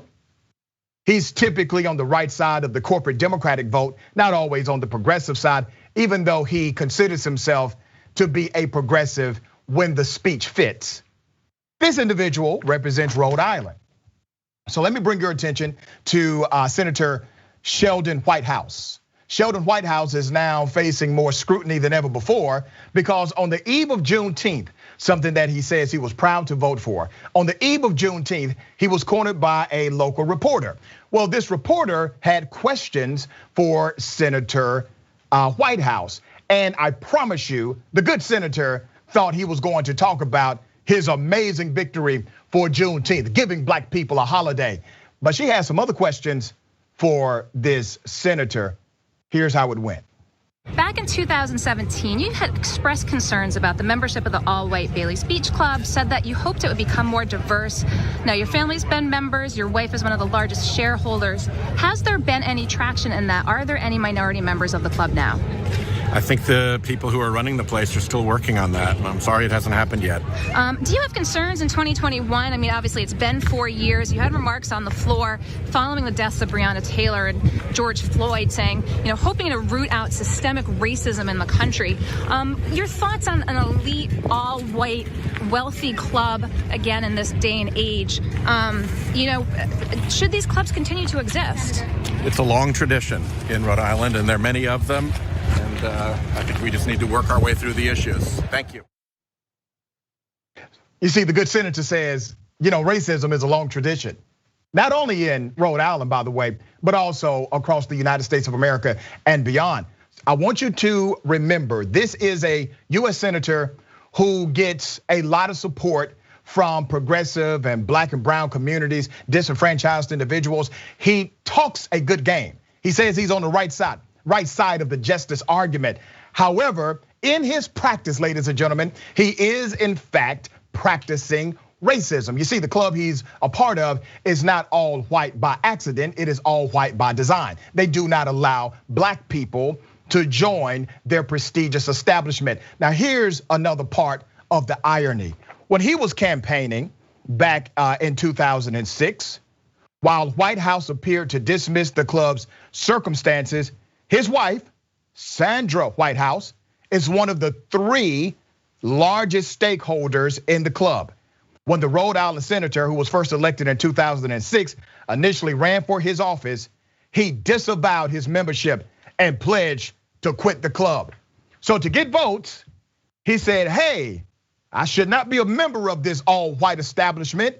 It's antithetical to what I believe, and if you make me your US senator, I will disavow them. But instead, he got paid. His wife is one of the largest shareholders. And all of a sudden, the whole sentiment about racial equality has evaporated. Let me tell you why this man is a problem. He's a problem because he has a price tag, and I see it. I know he's a Democrat, and I know some people will say, Doc, don't talk about Democrats like that. Damn that. This is the problem with our establishment in politics today. They all are for sale. To talk more about this, to break it down even further, I have my dear sister, Adrienne Lawrence. Adrienne, welcome. Thank you for having me. And oh boy, this is really special what Whitehouse is doing here. The fact that, his wife is such a reigning member of this club and is continuing to take significant income and revenue, and also being owning about 1/3 of it, that should at least tell you that she has some control over the club itself. And I understand that the black population in Rhode Island is only about 6 to 7%. I get that. But at the same time, efforts could be made to diversify the community at the club, and clearly that hasn't been done. And he made a campaign promise. I mean, the guy, when he ran initially, said, hey, you know what? There's something wrong with this club that I'm a member of. And anytime your club has the same value expression as the KKK, which by the way is a white-only club too, anytime you're part of an organization that has that same expression, you may want to consider your life decisions. But he did not bank in on the promise. And what I think happened here, Adrienne, and this is me speculating, but I'm looking at circumstantial evidence. He said he would disavow it, and then all of a sudden, him and his wife are now getting paid. And what he said, oh, I don't know, that's them, they gotta work that out. You mean you need to talk to your wife about it? Because according to the documents, your wife has a lot of power and control in this organization. Yep, it really does tell you, just like you had said, in terms of that there's a price tag.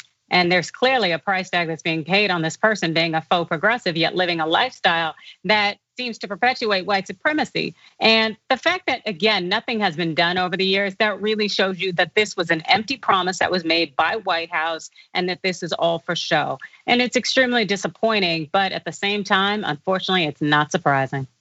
Yeah, it's not surprising, and I get it. He's a politician. Many of us wanted people like him to be transformative, and something I tell my college students all the time.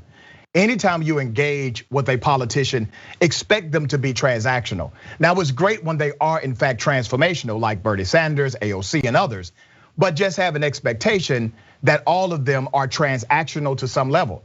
There's a transaction happening here. There's some type of connection to something that he wants. This guy is wealthy. He's a US senator. Why does he need this? Why would he risk his US Senate seat? Why would he risk his reputation to be part of an all-white club that will not allow black membership? That doesn't make sense to me unless there's something I don't see. Oh, I think it completely and totally makes sense. It's all about purporting to be here for equality, purporting to be an individual progress while still holding up white supremacy. Because again, the reality is that the vast majority of his constituents are likely white. And whether a lot of people are cognizant of it or not, they want to bolster the system that keeps them on top. And so pretending to be progressive while really continuing to bolster white supremacy, that is the way that it's done in terms of society. As in, look, I don't have a white hood, but that doesn't mean I'm not sending Black people to enter through the back. So this is really on par for a lot of people out there who claim to be progressives, but are living lifestyles that are actually bolstering white supremacy. He said something really worth analyzing. He said, and I quote, "This is a long tradition in Rhode Island." A long tradition in Rhode Island. What he's saying in that comment is that the tradition of his whiteness and his white dominated social class, which he is a part of now with that club, that is more important to him than being right. Because this guy literally talks against clubs like that in his senatorial speeches. He has opposed legislation that would indicate white supremacy is being lifted, or places where diversity is not celebrated. However, in his personal life, in his personal context, he's risking everything to make sure he's part of this elite white membership club that will not allow people of color. Yeah, damn white shame. Solidarity. Yep. He's showing us his true colors. That white solidarity is more important to him than it is about making change. Well said. All right, let me shift gears because this story did not receive a lot of national attention, but it should have. Back in 2017, there was a Black undercover police officer protesting at a Black Lives Matter demonstration. Well, he was there as an undercover cop. He wasn't there committing any acts of violence. He was not looting. He did not destroy any property. He did none of that. He was there simply as a protester spying on other protesters. That was his job. He happens to be an African-American male detective named Luther Hall. Mr. Hall was there to catch other criminals. See, the whole reason why you have an undercover cop in any situation is because you're there to root out or to observe criminals. Well, he found some criminals and they were other police officers. 4 cops ended up being charged with beating this man senseless because, according to them, they thought he was a protester. They didn't think he did anything illegal. They just thought he was a protester. Well, let's fast forward. A trial did happen. They were indicted by the federal government. Mistrials took place for some. One guy actually pleaded guilty. One cop said, listen, I did that. I'm pleading guilty. Let's get this over with. And a conviction did happen recently. St. Louis Metropolitan Police officers Stephen Court and Christopher Myers were found not guilty of deprivation of rights under the color of law, which they were charged with in connection to the beating of Detective Luther Hall, who had been posing undercover as a protester. The St. Louis Post-Dispatch reports that while jurors were not able to return a guilty verdict on Boone, they were able to make a decision to related charges against Myers, who was accused. They were not able to make a decision related charges against Myers, who was accused of tampering with evidence. So one cop literally broke his phone. They couldn't make a conclusion on that. But there's one person that got found guilty. And here's some of that background to the story. 3 police officers are on trial in St. Louis accused of brutally beating one of their own. In September of 2017, Detective Luther Hall was working undercover at a protest that erupted after a local police officer was found not guilty of murdering a Black man that he shot after a car chase. So while at the demonstration, Hall was severely beaten by a group of police officers who say that they thought he was a protester. Think about the irony here. He's undercover because his supervisor said, you need to be with these protesters who commit crimes. And you need to observe and report what crimes are being committed. But he, in fact, uncovered the real criminals, the police officers who were at the protest. Dustin Boone was charged in this beating as well. And his case ended in a mistrial initially, and then the prosecutors tried it again. After being tried again, Boone was found guilty of the felony civil rights charge and could face up to 10 years at sentencing. Let's bring up all of the cops who were involved in the initial beating and got charged, okay? You see that? They're all white, okay? Here's the cop that got beat up who was undercover. That's him. Lip has stitches, face jacked up, arms, legs. He was assaulted, he was beaten. And here's why we know about this story. Here's why the feds charged the individuals who decided to become criminals that night against this undercover cop, because he's an undercover cop. That's why we know about it today. How many times do you think that happened to Black Lives Matter protesters and we never heard about it? The federal government never charged anybody and no one else got involved. 1.9% of Black Lives Matter protesters, they have claimed that they have actually been assaulted unlawfully by police officers. Only 1% of cops said that they were assaulted by anybody. 1% at these protests. Literally more protesters claim they've been assaulted by cops than the other way around. And there are way more protesters than police officers at these events. Adrian, you're an attorney. You see this, you're part of the legal justice system. Your thoughts? Well, I would definitely like to say that what makes these cases kind of unique, where you have an officer who was beaten by another officer while he's undercover, is that one of the reasons we find out a lot about it and we see the cases go as far as they do is because of workman's comp. This is an on-the-job injury for that detective in particular. And hey, the office that he works for has to submit all of his claims and information. And so thus they have to, in the event that they want to be reimbursed, they gotta pursue these claims. So they actually have to pursue the prosecutions at the same time. And fortunately, in this case, the federal government stepped in to prosecute these officers because it was clear that they were not going to get the fair pursuit of justice here if it was done at the local level. St. Louis has some serious problems. The city's top prosecutor, a Black woman who was brought into office recently, what she did is she had to include a list of officers who cannot testify because they are so shady. They are known as being untrustworthy. So I think that list is about at 75 names up to September 2020. Wow. The fact is that there is so much oppression that goes on when it comes to interracial violence from the police and when it comes to the citizens there in St. Louis, and that it has not been rectified, that you cannot even trust the police department. And this is another sign of that ill. You make a great point about this being an on-the-job injury. You're right, he has to file for his insurance. There's a paper trail for why it happened. The city eventually settled with him about 4 or 5 months ago. They gave him $5 million in a settlement, okay? But even with all of that and the compelling evidence, still, the vast majority of these police officers, they did not get convicted. It was a mistrial.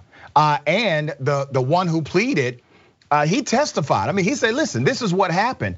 You have another cop who destroyed his cell phone. He didn't get convicted. This one individual gets convicted. And once again, even when there's a symbol of justice, even when you see justice kind of happen, it still turns much slower for police officers than a regular citizen. Yep, absolutely. And something I'd love to go back to is looking at kind of the stats on how officers are treating Black citizens there in St. Louis. In Missouri alone, Black drivers are 91% times more likely, 91% more likely than white drivers to be pulled over. And Black male drivers, they're nearly twice the rate of white male drivers to have their vehicles searched. Also, Black people are more than 3 times as likely to experience use of force from the department's officers compared to white people when it comes to St. Louis Police Department. They have a sincere problem here where you have too many cops who are looking for an opportunity to crush some skulls, so to speak. And in this instance, they crushed the wrong skull, but at the same time, they are not facing consequences. Unfortunately, because you do have people in that St. Louis area who still are unwilling to convict a white cop for engaging in brutality when it is clear and present. Yeah. This detective, he's $5 million richer because of his pain and suffering. When he testified, he barely could get through his testimony because he was crying profusely. This definitely traumatized him extensively. And I just hope he becomes an advocate for Black Lives Matter rather than an undercover officer spying on them. Because on that day, he caught the real criminals who were at that protest, and they happened to be his own colleagues. All right, we got more on the other side. You're here, it's indisputable.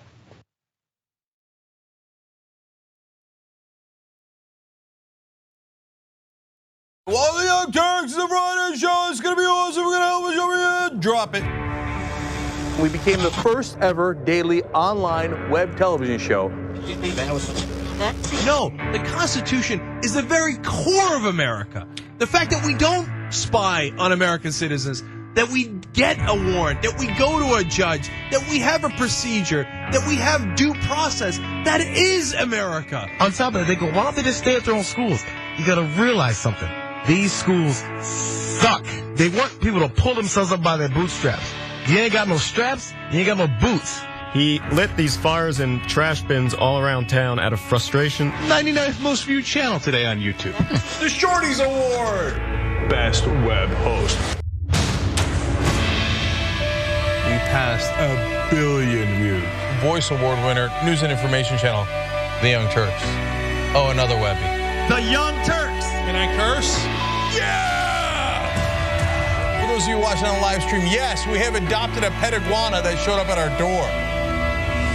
Haunted version in the dark with our silhouettes. Now let's get to the best line of the debate. And it was definitely the one against Fox.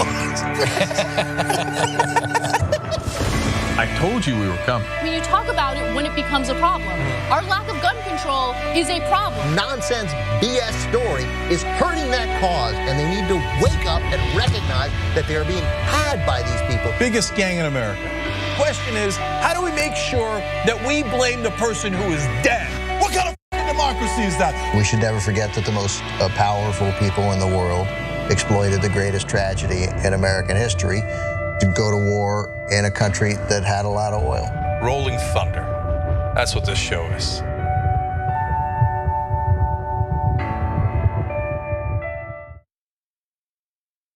Never in my life did I think I would like to see a dictator.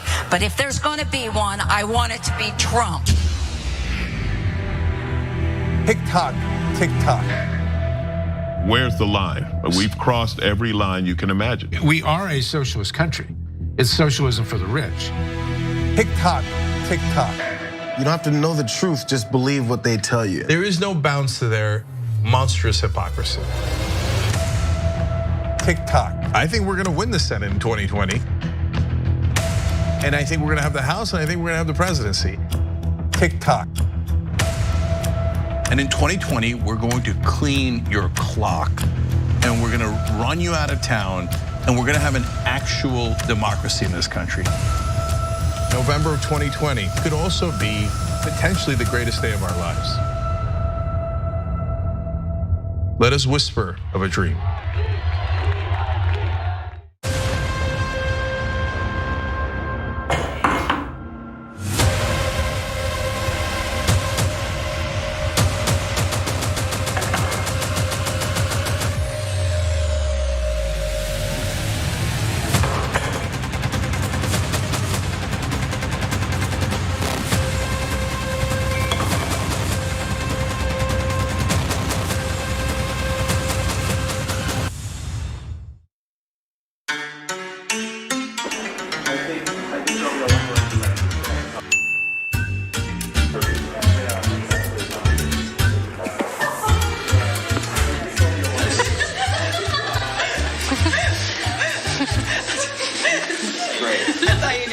Back to back that I like.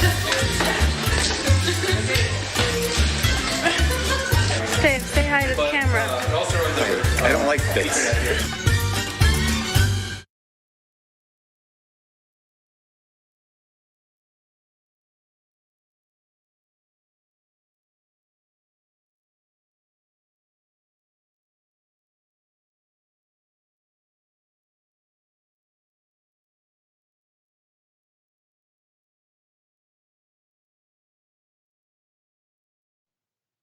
All right, welcome back to Indisputable. Let me read some of these viewer comments. I can't get to all of them. Remember to always join me on Indisputable TYT, Indisputable TYT on YouTube, youtube.com/Indisputable TYT. Make sure you subscribe there, watch the show live there, and also all of my debates, all of my iconic guests, my Wish a Karen Wood segments, all of them are there. Listen, you can just get some popcorn and have a good time on that page, all right? Make sure you go there, Indisputable TYT on social media as well. Let's get it. Super chat. This was a super chat from yesterday, but I gotta read it. And this was about my guest, my debate guest from yesterday. Man of Tomorrow says, ask him what is the Republicans that support climate change in the House or Senate on his side? Which was a fair question because he was a conservative who believed in climate change, but his guys are the ones who do not. Okay, Nia Fox Calm says, working from home and watching from the ATL. I need my daily infusion from the doc. Well, you got it. Forbesilla says, every time I see Adrian on air, I want to scream with how cute her natural hair is. Such a babe, you deserve the best in the world. Nice. Forrest Dudley says, Dr. Richie, thought you should know that John has approved your rechristening to the Indisputable Dragon. Congratulations. I just gotta say, I've been waiting my entire life for this honor. And I accept this on behalf of all of the little people in the world. Thank you. Indisputable Dragon. All right. Rain Day Sud says, it amazes me cops are allowed to openly violate the same laws they're sworn to uphold. Only occupation under the sun with unfettered impunity and multiple systems in place to protect them. 100% accurate. Marcia Jones, doctor gonna rip Jesse a new one. Yeah. Christian RL Aquarian Dragon. This is what corporate moderate Dems do as a smoke and mirrors. Yeah. Let's go to my Twitch people. Nat KMM has resubscribed for 5 months. Thank you. Physics Nerd Dragon, yeah, I'm all about fighting racism, except when it's inconvenient. About Senator Whitehouse. Sauce 240, we have to call out the corrupt Dems. Yes, we do. Peace, love, Dave, about the cop conviction. They wouldn't have been convicted or even charged if he had been just a protester. Exactly. Yeah. Twitter. Ruby Bozeman Davis, I love me some Rashad Richard, the truth teller, God bless, and God bless you as well. Abolish the NYPD writes, every time a video of Indisputable TYT with Dr. Rashad Richard is recommended on YouTube, I watch it and think, he makes great points. I should watch more of him. So I go to subscribe, but I've already done it. Your subconscious helped you out there. Ladies and gentlemen, welcoming back our legal analyst TYT, Adrian Lawrence. Okay, Adrian, there's another story, which is actually a great story, and I'm glad it's happening during Pride Month. Las Vegas Raiders defensive end, Carl Nassib, made history this week coming out as the first active openly gay NFL player. Is he the first gay NFL player? Hell no. Is he the first to actually come out, period? No, because some have been through the NFL and came out afterwards, all right? But he's in the NFL and he has come out.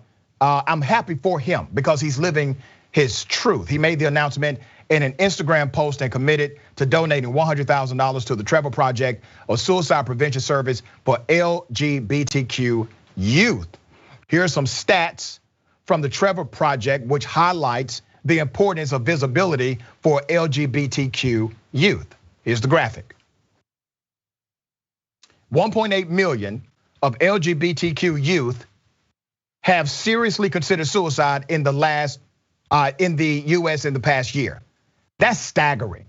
That is staggering. If you are pro-life, you should be ashamed of yourself if you don't want people to live in their own truth. That number right there should change your mind. LGBTQ youth who report having at least one accepting adult in their life were 40% less likely to report a suicide attempt. Here's some video of this courageous young man. What's up, people? I'm Carl Nassib. I'm at my house here in Westchester, Pennsylvania. Just want to take a quick moment to say that I'm gay. I've been meaning to do this for a while now, but I finally feel comfortable enough to get it off my chest. I really have the best life. I got the best family, friends, and job a guy could ask for. I'm a pretty private person, so I hope you guys know that I'm really not doing this for attention. I just think that representation and visibility are so important. I actually hope that one day videos like this and the whole coming out process are just not necessary. But until then, I'm going to do my best and do my part to cultivate a culture that's accepting, that's compassionate, and I'm going to start by donating $100,000 to the Trevor Project. They're an incredible organization. They're the #1 suicide prevention service for LGBTQ youth in America, and they're truly doing incredible things. And I'm very excited to be a part of it, to help in any way that I can, and I'm really pumped to see what the future holds. That's how you use your platform to create positive change. His teammates are very supportive of him. And the reason why they are supportive is because they've always played with gay players. This is not anything new. If you talk to any NFL player, they have gone on record and said, we know who the gay men are on our team, but it's not for us to tell their story. Adrian, what are your thoughts about this? I think what Carl Nassib did in terms of coming out is so incredibly powerful, and I commend him. Having that representation there, it is extremely impactful. As the Trevor Project has reported, that over 80% of LGBTQ youth say that having a celebrity who identifies as LGBTQ and uplifts, it helps them feel better about themselves. And that's extremely important as we see so many attacks across the United States of queer youth out there, from this attack on trans youth involved in sports, and also the limitations that are placed on people. That has had a significant impact in the increase of LGBTQ youth who want to unfortunately take their lives. We should be valuing human life, and also we should be uplifting individuals to be who they are and celebrate that. And I love what Carl Nassib has done, and I love also that his teammates are supporting him, and I'm confident that other players in the league will do so as well. Because as far as I'm concerned, when it comes to hate out there, that this is now the majority. That's the minority viewpoint when it comes to homophobia, transphobia, and any other kind of hate. There is no place for that. Isn't it ironic that the party who pretends to be pro-life, right? They will look at these stats, and these stats say, when you are anti-truth for who they are, when you oppose who they are, they have a higher likelihood of suicide. That's death. But you will still embrace a doctrine of hate so that you could keep your political points rather than actually save more lives in this country. Yes, and it is an unfortunate reality that we see every day, where people do not want others to live their lives and be whole because they want to restrict people to continue to push this cis heteronormativity onto people. And all it is doing is keeping this implicit faux culture where we don't grow as a people. And the fact that we have had this beautiful history and legacy of diversity, and trying to narrow that and whittle that down and put it into a box and say, no, you must obey these puritanical cis heteronormative principles in order for our society to actually be the society it's supposed to be. That is completely and totally untrue. We need to allow people to be who they are and define who they are for themselves. And this is the start of a new era. This is change. It is a beautiful thing. Very well said. Ladies and gentlemen, I wish a Karen would. You know what we do. We go around the United States and we highlight the Karens of the world, because Karens are dangerous. I want you to meet Asian hate Karen. This Karen was inside of an Uber. She was having fun that night. And I guess because of her liquid courage, she decided to be racist against the Asian Uber driver, who started to immediately record. The video was originally shared on TikTok, and it shows the Asian driver basically telling them to get out. She was with a male acquaintance. Let me go to the first part of the video. This people over here call me everything. I'm gonna call the cops. What? She cussed me out. You call me an Asian? Yeah. Stella. You. This lady over here cussed me out for no reason. I'm sorry. I just reported you to 911. Call 911, please. I'm gonna get these broads out of the way. I am sorry. All right. I am so sorry. Hey, dude. Charles, come here. Come on. Move, please, now. I'm taking this back. No, what do you mean? I'm not gonna let this little Stella, Jesus. This little Asian American now. No, this is completely unacceptable. Okay. I'm sorry. Go yourself. Go back to Asia. Stella, stop. She told him to go back to Asia. She actually called him the N-word at one point.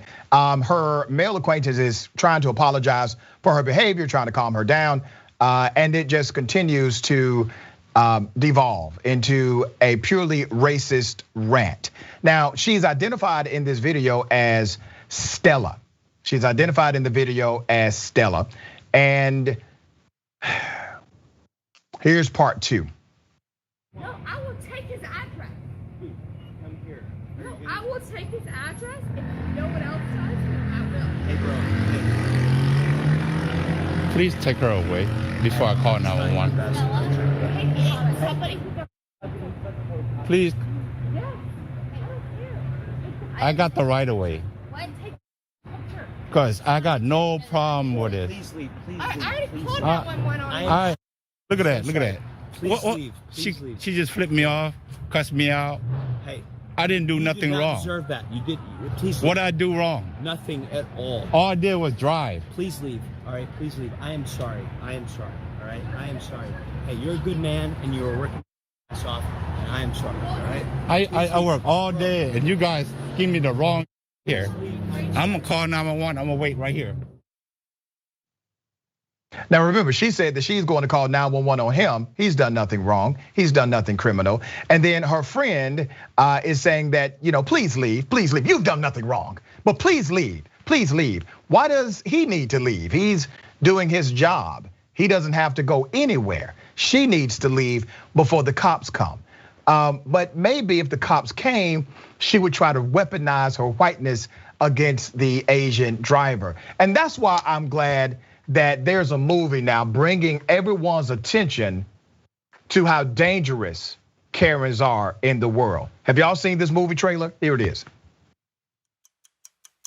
I guess this is a long way from East Point. Baby, you just gotta give it a chance.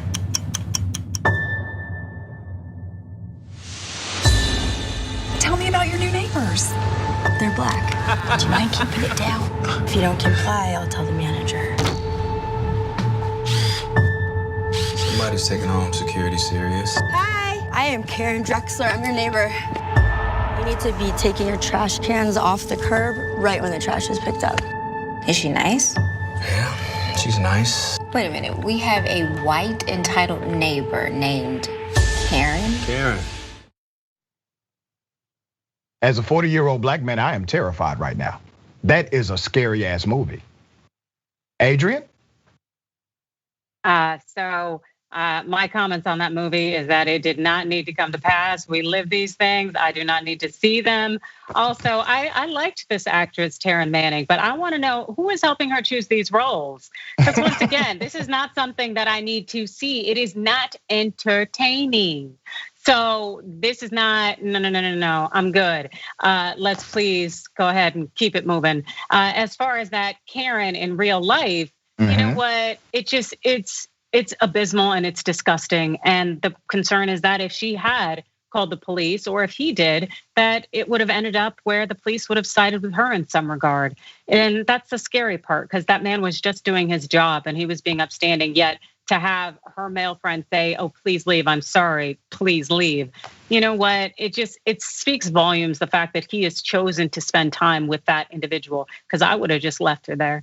And she could find her racist way home when she sobers up. That is not a me issue. She is a bad person and the alcohol just amplified that. Yeah, and some people would say after a situation like that, I was drunk. Well, here's something that we know, Adrian. We've been around drunk people. Hell, I've been drunk before myself. Typically, a drunk tongue speaks a sober word. What you have said is what was already inside of you. And now you have the liquid courage to just say it. And that's what you have here. And what's unfortunate about all of these Karens is that these are the individuals that they work a 9 to 5, I'm sure, with black folks. Some of them take care of black children. Some of them work in industries where they supervise or have to work with black people. And this is their internal sentiment about black folks or brown folk. Absolutely. This is what they think and how they truly think. They might be nice and smile and put on a good tap dance, as Whitehouse has done. But the reality is that when it comes to actual practice, hey, it comes out and it really shows the true colors. And we got to see that. And I do wonder how this Karen film is going to do in theaters, because right now it's not doing well on Twitter. Because once again, we black people live it. It is not entertaining, and it should not be entertainment. Yeah, it is a silly movie. I mean, just all jokes aside, it's a silly movie. But damn, that was a scary white woman.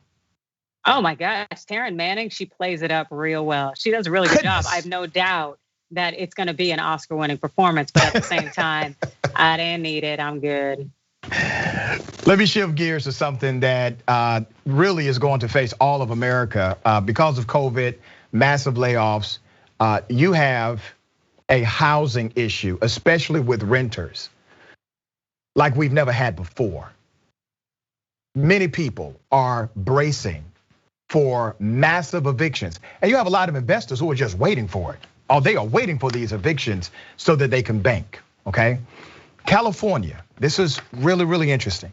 California is paying off residents past due rent that was accrued during the COVID-19 pandemic, giving renters a clean slate, according to Governor Newsom. This was recently announced. The move would fulfill a promise to landlords to help them break even while giving renters relief. And remember, the vast majority of those that own property, they are not wealthy.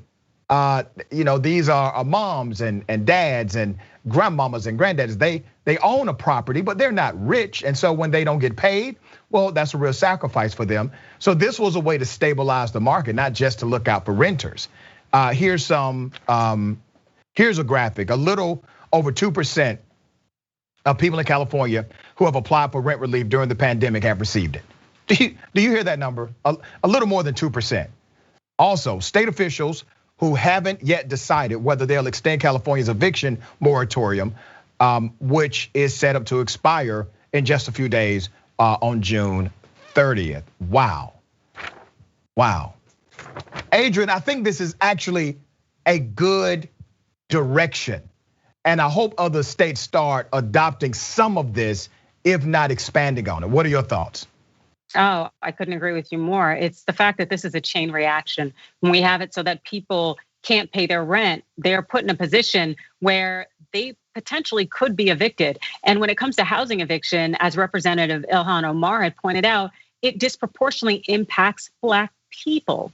And that is very problematic, in part because we know that COVID disproportionately impacted Black people, and just about every aspect and area of life when it comes to misfortune is going to fall on the Black community. And also it's important to note that generally when people are unhoused and they're experiencing homelessness, the likelihood of being arrested and being put into the criminal justice system increases exponentially. And as a result of that, we have this cyclical cycle going on where we have people suffering who are oppressed, generally Black and brown people, and they end up in the criminal justice system. And so this system is extremely problematic, particularly here in California.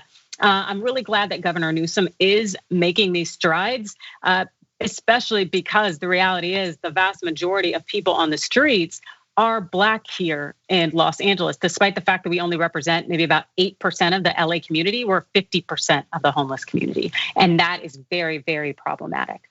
Everything has a cause and effect relationship. When you talk about housing, you talk about homelessness. Well, if you have an increase in homelessness because you have failed to remedy the housing crisis or the rent crisis in your community, then those individuals will become taxing in other ways, such as criminality or going to jail for simply trying to survive. You also have the taxing on the system as it relates to social services that will need to be utilized in order to try to help some of that community. So this is a good thing. And really, when you look at it from a holistic standpoint, it is preventative. It saves the money. It saves taxpayer dollars in the long term. Would you not agree?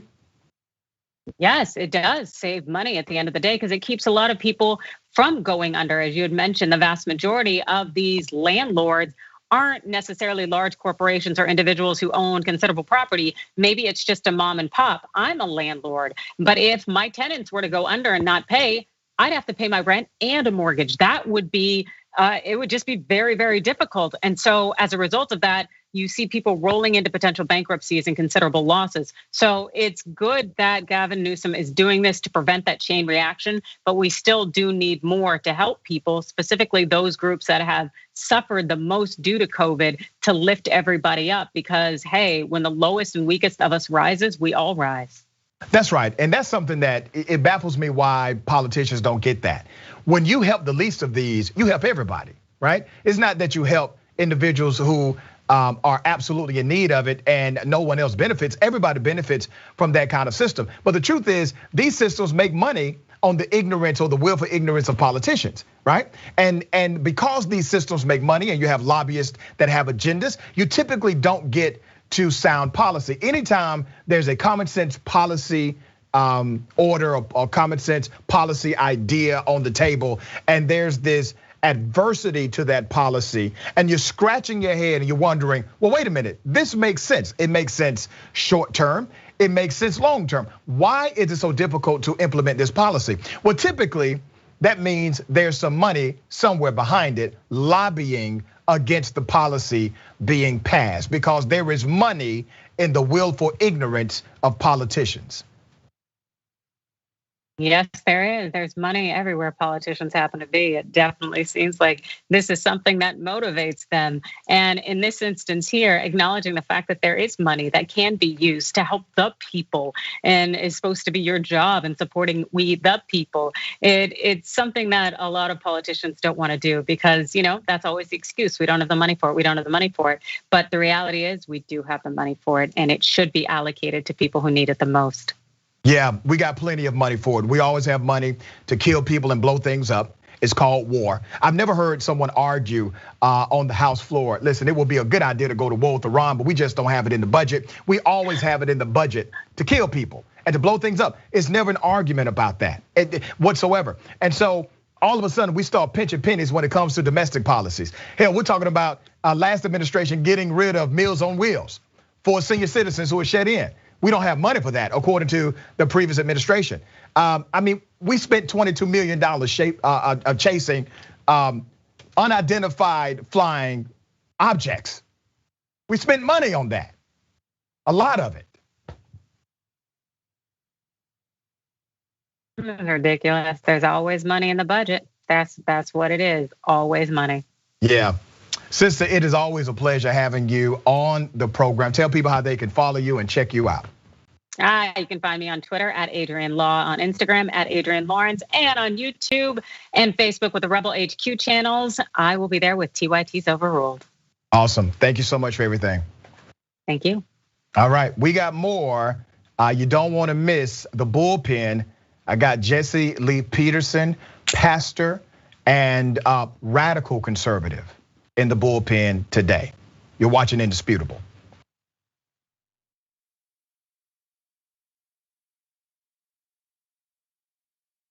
Cenk Uygur is not here today, which means that I will be able to talk during the show. No, We'll see. Poor Cenk, under the bus. My God, if Jesus came back, how much would the Republicans hate him? Now you have to give away all of your possessions to the poor. Steve King would be like, oh, easy. Everyone should be lucky enough to have a John Iadarola in their life. you confused everyone. Okay, sorry. I thought it was pretty clear. Take a break now. You can turn me to Dr. Manhattan as long as I get what Dr. Manhattan's packing, okay? The liberal mom says, Mark Thompson, have you ever thought about doing one of those tapes that soothe people to sleep? Like Mark Thompson reads the phone book. I'd buy it. If you'll buy it, I'll do it. Emilio D'Amelio writes in, John, you are so thick. I love you. That's what he wrote. Pork Chop Express writes in and says John Iadarola needs a new jacket. Whoa. Those 24-inch pythons are about to burst out of his sleeve. Gun, baby. You know, the two people here said that their moms were both in love with you over Beauty and the Beast. Mm-hmm. That's an improvement. I usually get grandmothers. Charlie Turk. No, wait a minute, don't you dare. Chemical castration when we return from the break. I hope that, who they choose for the White House isn't just a borderline Klansman. That's all we gotta hope. That's it, we will settle.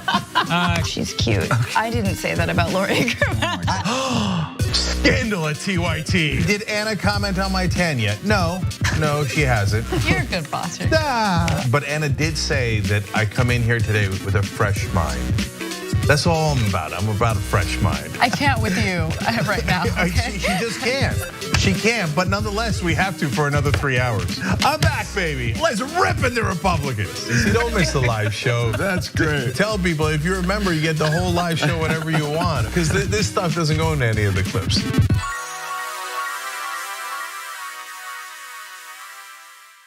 You are the media revolution. You are much needed. TYT. The place is like 95% TYT on. You guys, the Young Turks, which is my favorite channel, we're getting that message out. Tank and the Young Turks do an extraordinarily good job. No matter what mainstream media says, you have to listen to the Young Turks. People who support us on the internet, that's what gives us strength. That's what allows anyone who was in there who was undecided to think one side seems to be winning. They seem to have a bigger army. There might be a reason for that. So thank you guys. What's happening? I'm Dr. Rashad Richey, host of Indisputable with Dr. Rashad Richey. Here's the bottom line. I play no games about policy, period. Too many people's lives are at stake. So here's what I do. I challenge conservative ideology that hinders the growth of this country. I make sure we place our facts in proper context, and I have no problem debating anyone on a position that I have. Progressives have the ideas to change the world, but when you really look at it, progressives have always changed this world for the better. I want you to tune into my new show, Indisputable with Dr. Rashad Richey, right here on the TYT Network, 2:30 p.m. Eastern Time, 11:30 a.m. Pacific Time. I'll see you there. Everything that we've accomplished over the years is because of our members who've allowed us to remain independent of corporate interests and reach 20 million followers. Now is the time to bring as many people into the progressive movement as possible. We're inviting you to be the change and help bring a community-powered progressive change machine to life. Details are at tyt.com/change. If you're a member, thank you. We need you to remain so. If you're one of the thousands of viewers out there who's not a member yet, the time has come for you to join now. We need you more than ever. tyt.com/change.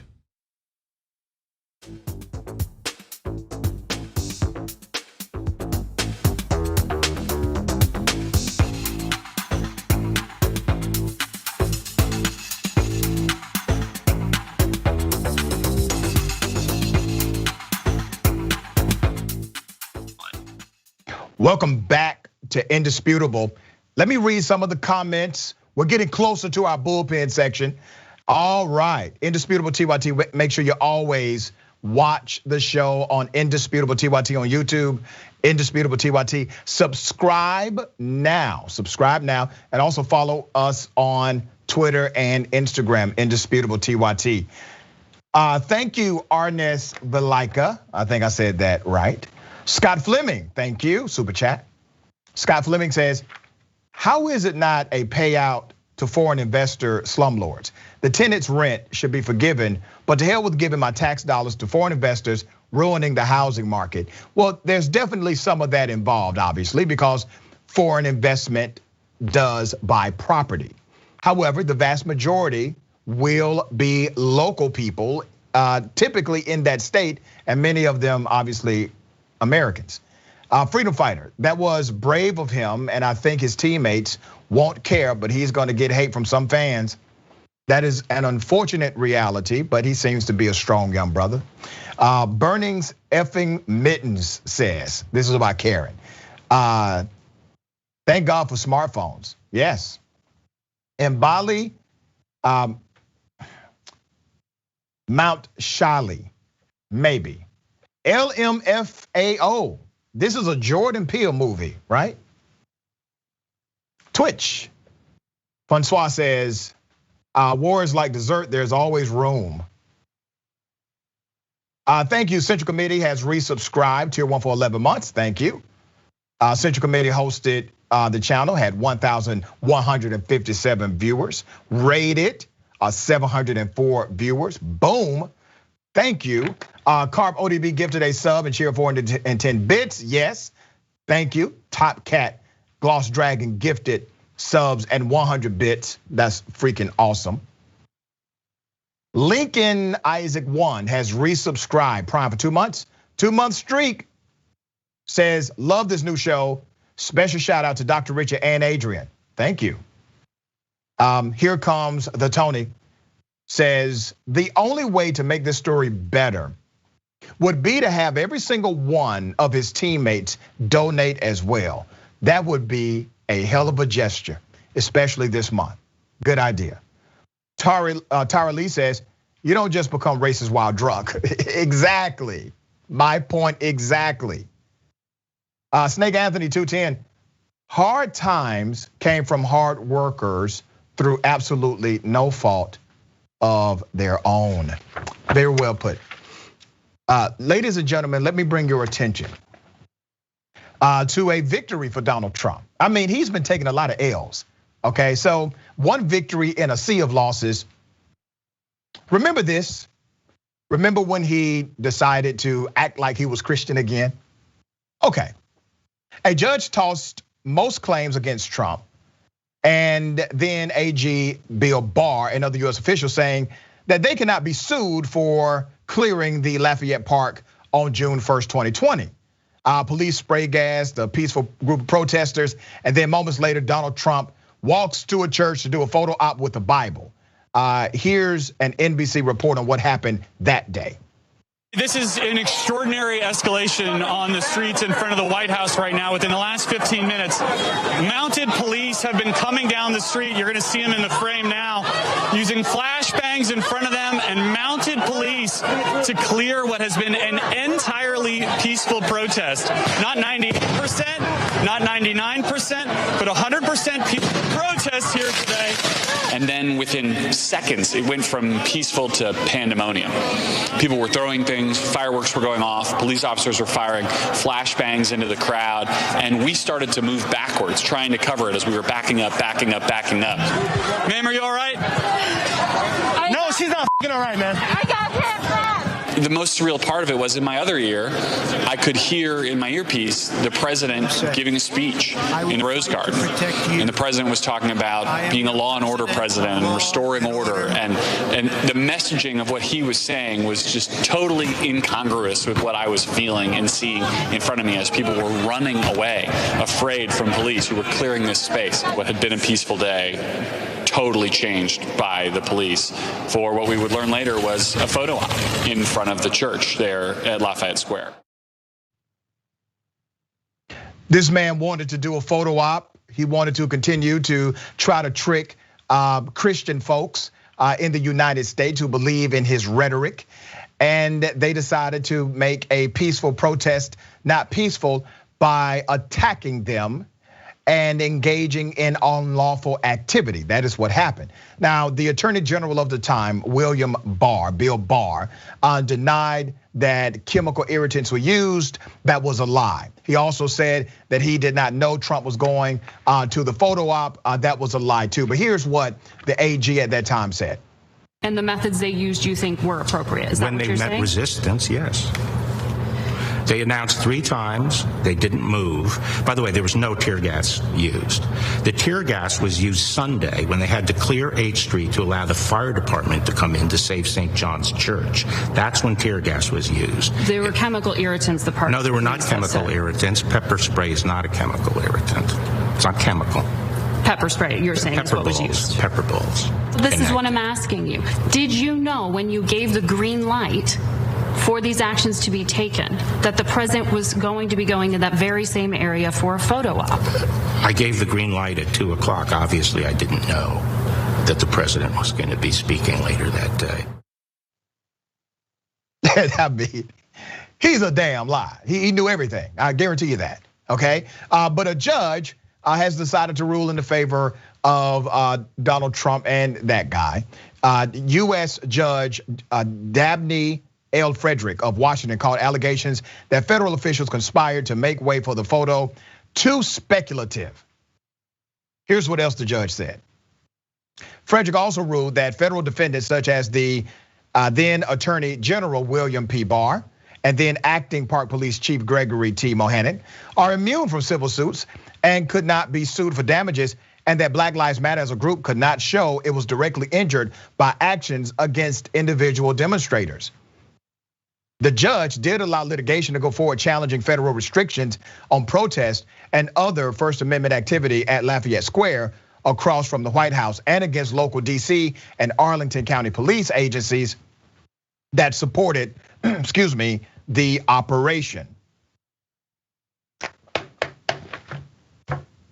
Qualified immunity strikes again. Ladies and gentlemen, on the other side, we have our bullpen segment. You don't want to miss it. Stick and stay is indisputable.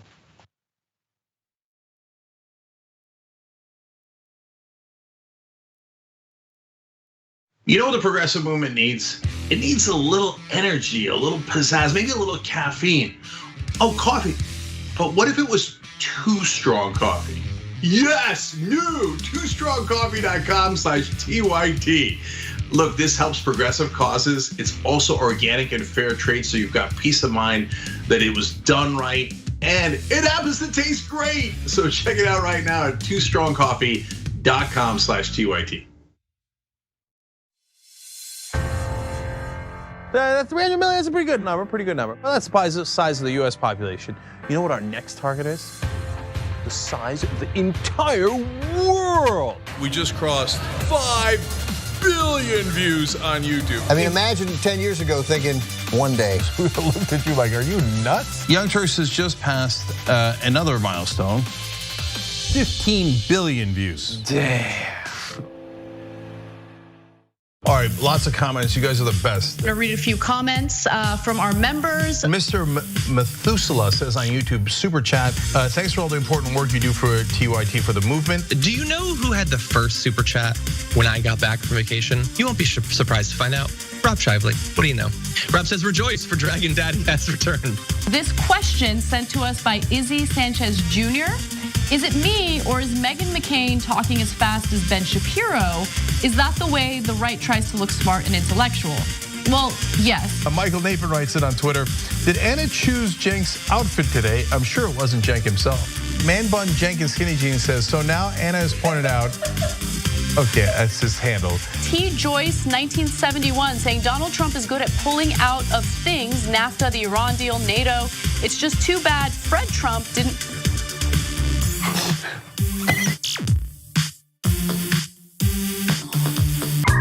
All right, let me do a little quick plug here. It's not even a plug, I'm bragging, okay? I'm bragging, watch me. We have a channel on YouTube, a whole channel devoted just to the Young Turks. It's badass, right? Wow, man. I can see the void. You guys are rock stars. Unbelievable, Senator Sanders. Welcome to Rebel Headquarters. Man, you guys are amazing. We gave you what you wanted. Okay. Speaking of shirts. I have a surprise. You reached a lot of people. You are the Young Turks. And we have spread that progressive message wide and far. Let's keep it going.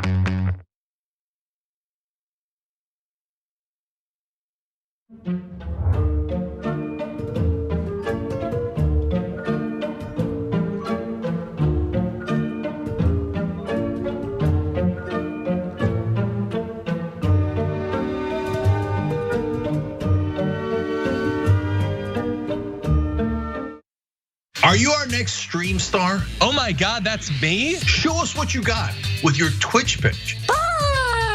All you need to do is put together a 2-minute audition video on why you should have your own stream on TYT, and then put it on Twitter and use the hashtag TwitchPitch. Plus tag us at The Young Turks. And if you needed even more information than that, tyt.com/TwitchPitch has all the info you need. I can't wait to see your videos.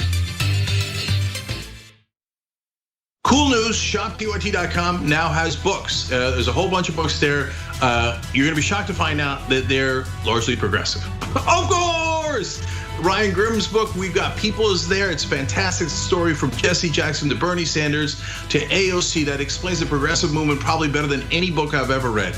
Speaking of awesome books, my dad's got a book out called The Original Young Turk, where he goes from the poorest olive farmer you ever met in your life to living the American dream.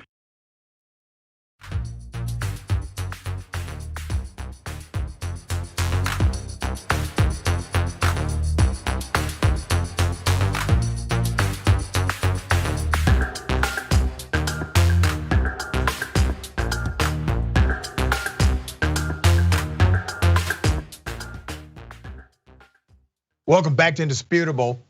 I'm going to read some of these comments. I'm glad you all engage. Make sure you follow us on social media, Indisputable TYT, and subscribe to the YouTube channel, Indisputable TYT. Real simple, real easy, it's free and it's fast, okay?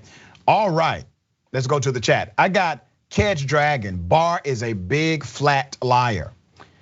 Alex O'Neill says, what happened at Lafayette Square was the kind of thing we shame other countries for. And it looks like there will never be consequences. We fell so far in just 4 years.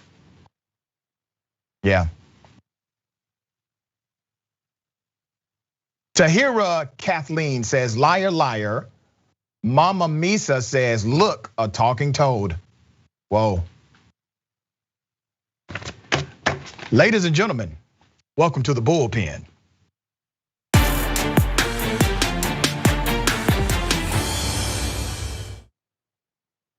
In the Bullpen today, I have conservative radio talk personality, TV host, extreme conservative, and he's proud of it. Pastor Jesse Lee Peterson, founder and president of Bond, B-O-N-D, and host of JLP Show and The Fallen State. Pastor Peterson, good day, welcome to Indisputable. Thank you for having me on, I appreciate it. Sir, you all have a celebration coming up next month. Are you not the founder of White History Month, I think, which starts in July? Yeah, we're gonna be celebrating our 4th year of White History Month in July. And the reason that we started it in July is because if you notice, July just feels white. Yeah. You know, it's summertime, vacation time, relaxing time, reflecting time, and appreciating the greatest country on this side of heaven. Gotcha. And so we are recognizing that and showing our appreciation for it. I think it's important for people to know you're not a comedian. What you're saying, right? What you're saying, this is actually you. You do this. You did found. You're the founder of White History Month. Yes. You've also been very critical of Juneteenth. You have called it a fake holiday, but you are. You want to make sure that everyone supports White History Month. Absolutely. I do want to have a policy discussion with you about the George Floyd Policing and Accountability Act. I'm going to attempt to have that policy discussion with you. Do you agree or disagree with the George Floyd Policing and Accountability Act? I totally disagree because, as we all know, George Floyd was a black, unemployed drug addict with a criminal record. And I just think let's first of all, let's clear something up, sir. You really should be ashamed of yourself. You call yourself a Christian pastor. George Floyd is dead. It's his fault. He's dead because a cop killed him. No, he's dead because he was a drug addict. my question to you, and that's adverse to the evidence, by the way, what you just said. My question to you was about policy. So let me ask you, what in the policy of the George Floyd Policing Act do you disagree with? The whole idea. Which part of the policy? Jesse, blaming the cops and no responsibility Jesse, for the blacks. I'm asking you, what part of the policy is written? You can find it at congress.gov. What part of the policy, sir, do you disagree with? This is a simple question. I disagree with the whole idea of a policy. You haven't read the policy.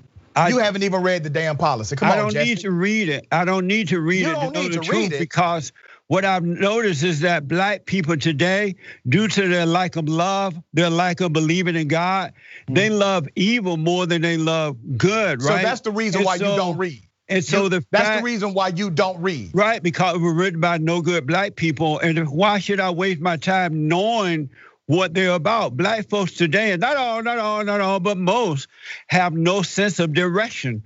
They're blaming everybody but themselves.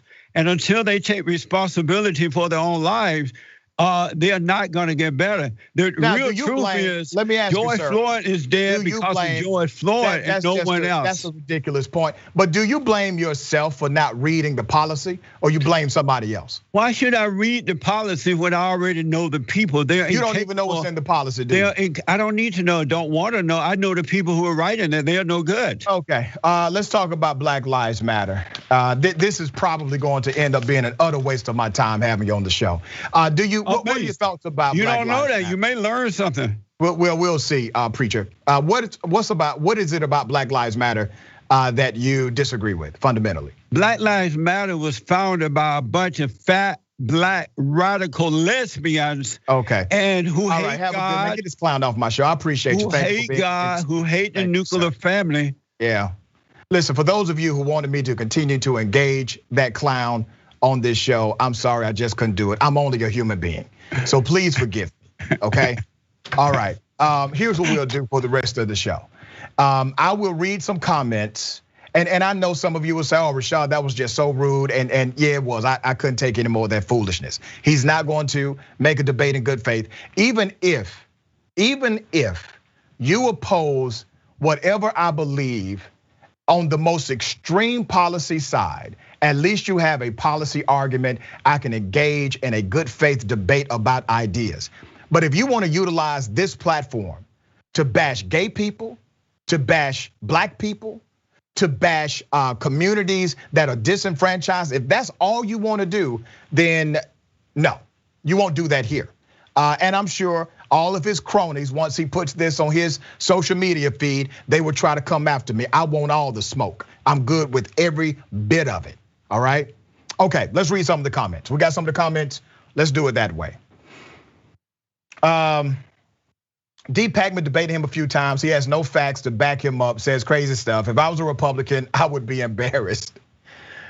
Yeah, but they don't call him out. He's kind of like Candace Owens, just his version of it. But he's even more extreme when you really think about it. He's the OG of that, whatever it is. He's much more extreme than anyone else.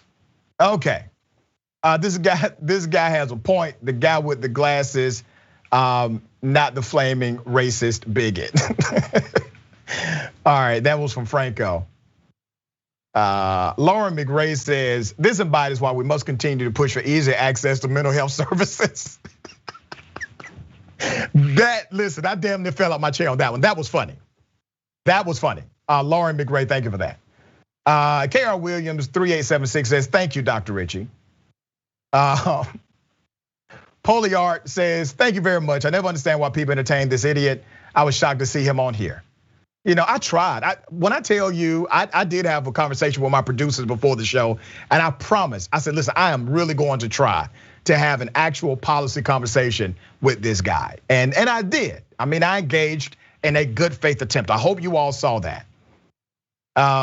We got a lot more. Gabby Mathis says, thank you for cutting this guy out. You're very welcome. Felicia Ritter says, much aloha and respect, Dr. Richie. Thank you. Stan Swish says, hold on to your butts. Beauty Divine says, I can't believe it's Jesse Lee Peterson. Please believe it. And he was exactly who he has always been, unable to engage in an actual conversation. Mad Maple Syrup, Dr. Richard doing the right thing, of course, showing JLP for the clown he is. Bub Dragon, no, there should be no place for that kind of nonsense anywhere. You did the right thing cutting him. Well, I do appreciate that. All right. Before we end the show, I want to remind everyone that everything we do on Indisputable is aimed at one agenda, and that is to highlight truth. Now, sometimes that truth is difficult to accept. Now, we're not partisan, and we really don't care what political party or affiliation you subscribe to. What we care about is the fact that you care about the ultimate truth. Now, sometimes that truth can be adversarial to some people's lie. I've seen people who rather hold on to an old lie than accept a new truth, even though it is clearly in front of them. People like Jesse Lee Peterson, they will continue to attack everything that's contrary to their white-dominated social order. I mean, just think about the foolishness of this. Jesse Lee Peterson is the founder of White History Month. Need I say more? All right, let me go to some more of these comments. Okay, since I don't have a debate guest, let me just read the comments. Let's do that. Super chat. The Novel Shark says, let me compose myself. This is funny. Super chat for cutting off IRL Uncle Ruckus. Thumbs up. Chris Nesbitt, super chat for punting that guy to the curb. Yeah, and D. Pacman, yeah, David Pacman, who, and I've seen his interviews. David, God bless him. That man has the patience of Job. I don't have that. That's just not the way I'm built, okay? But God bless David for being able to deal with that. And I've seen David interview people all over the spectrum. I don't have that gift. More power to him. Tara Lee says he didn't even have the policy, just like you said. I can't stand people who talk ish about things they don't even inform themselves on. Yeah. 00083 gifted 2 tier 1 subs. Thank you. Lavana cheer 5 bits. Yeah. I didn't know about this. Maybe it's true. This is the same guy who got caught liking gay porn on his Twitter, yet tries to pretend to hate the community. You should have told me about that part. I would have used that in the beginning of the debate. That would have been my lead-in question. All right, we got to get on our research over here. Court for Jester says July just feels white. What the LOL? Spoonie 6157 Chittown says, Dr. Rashad, your time is too valuable to be spent on an idiot like Jesse Lee Peterson. Yeah, but see, I think I get points. I get an E for effort. See how that works? I actually attempted, okay? So I get some points here just for the attempt, even if it didn't work out the way I would have hoped. I really did want to engage in a very sensible, even though I know his policies are extreme, policy discussion. That's what the bullpen is for. But definitely not to have someone utilize the platform to bash individuals that I love. That's simply not going to happen on this show. All right, he can go to another show for that. All right.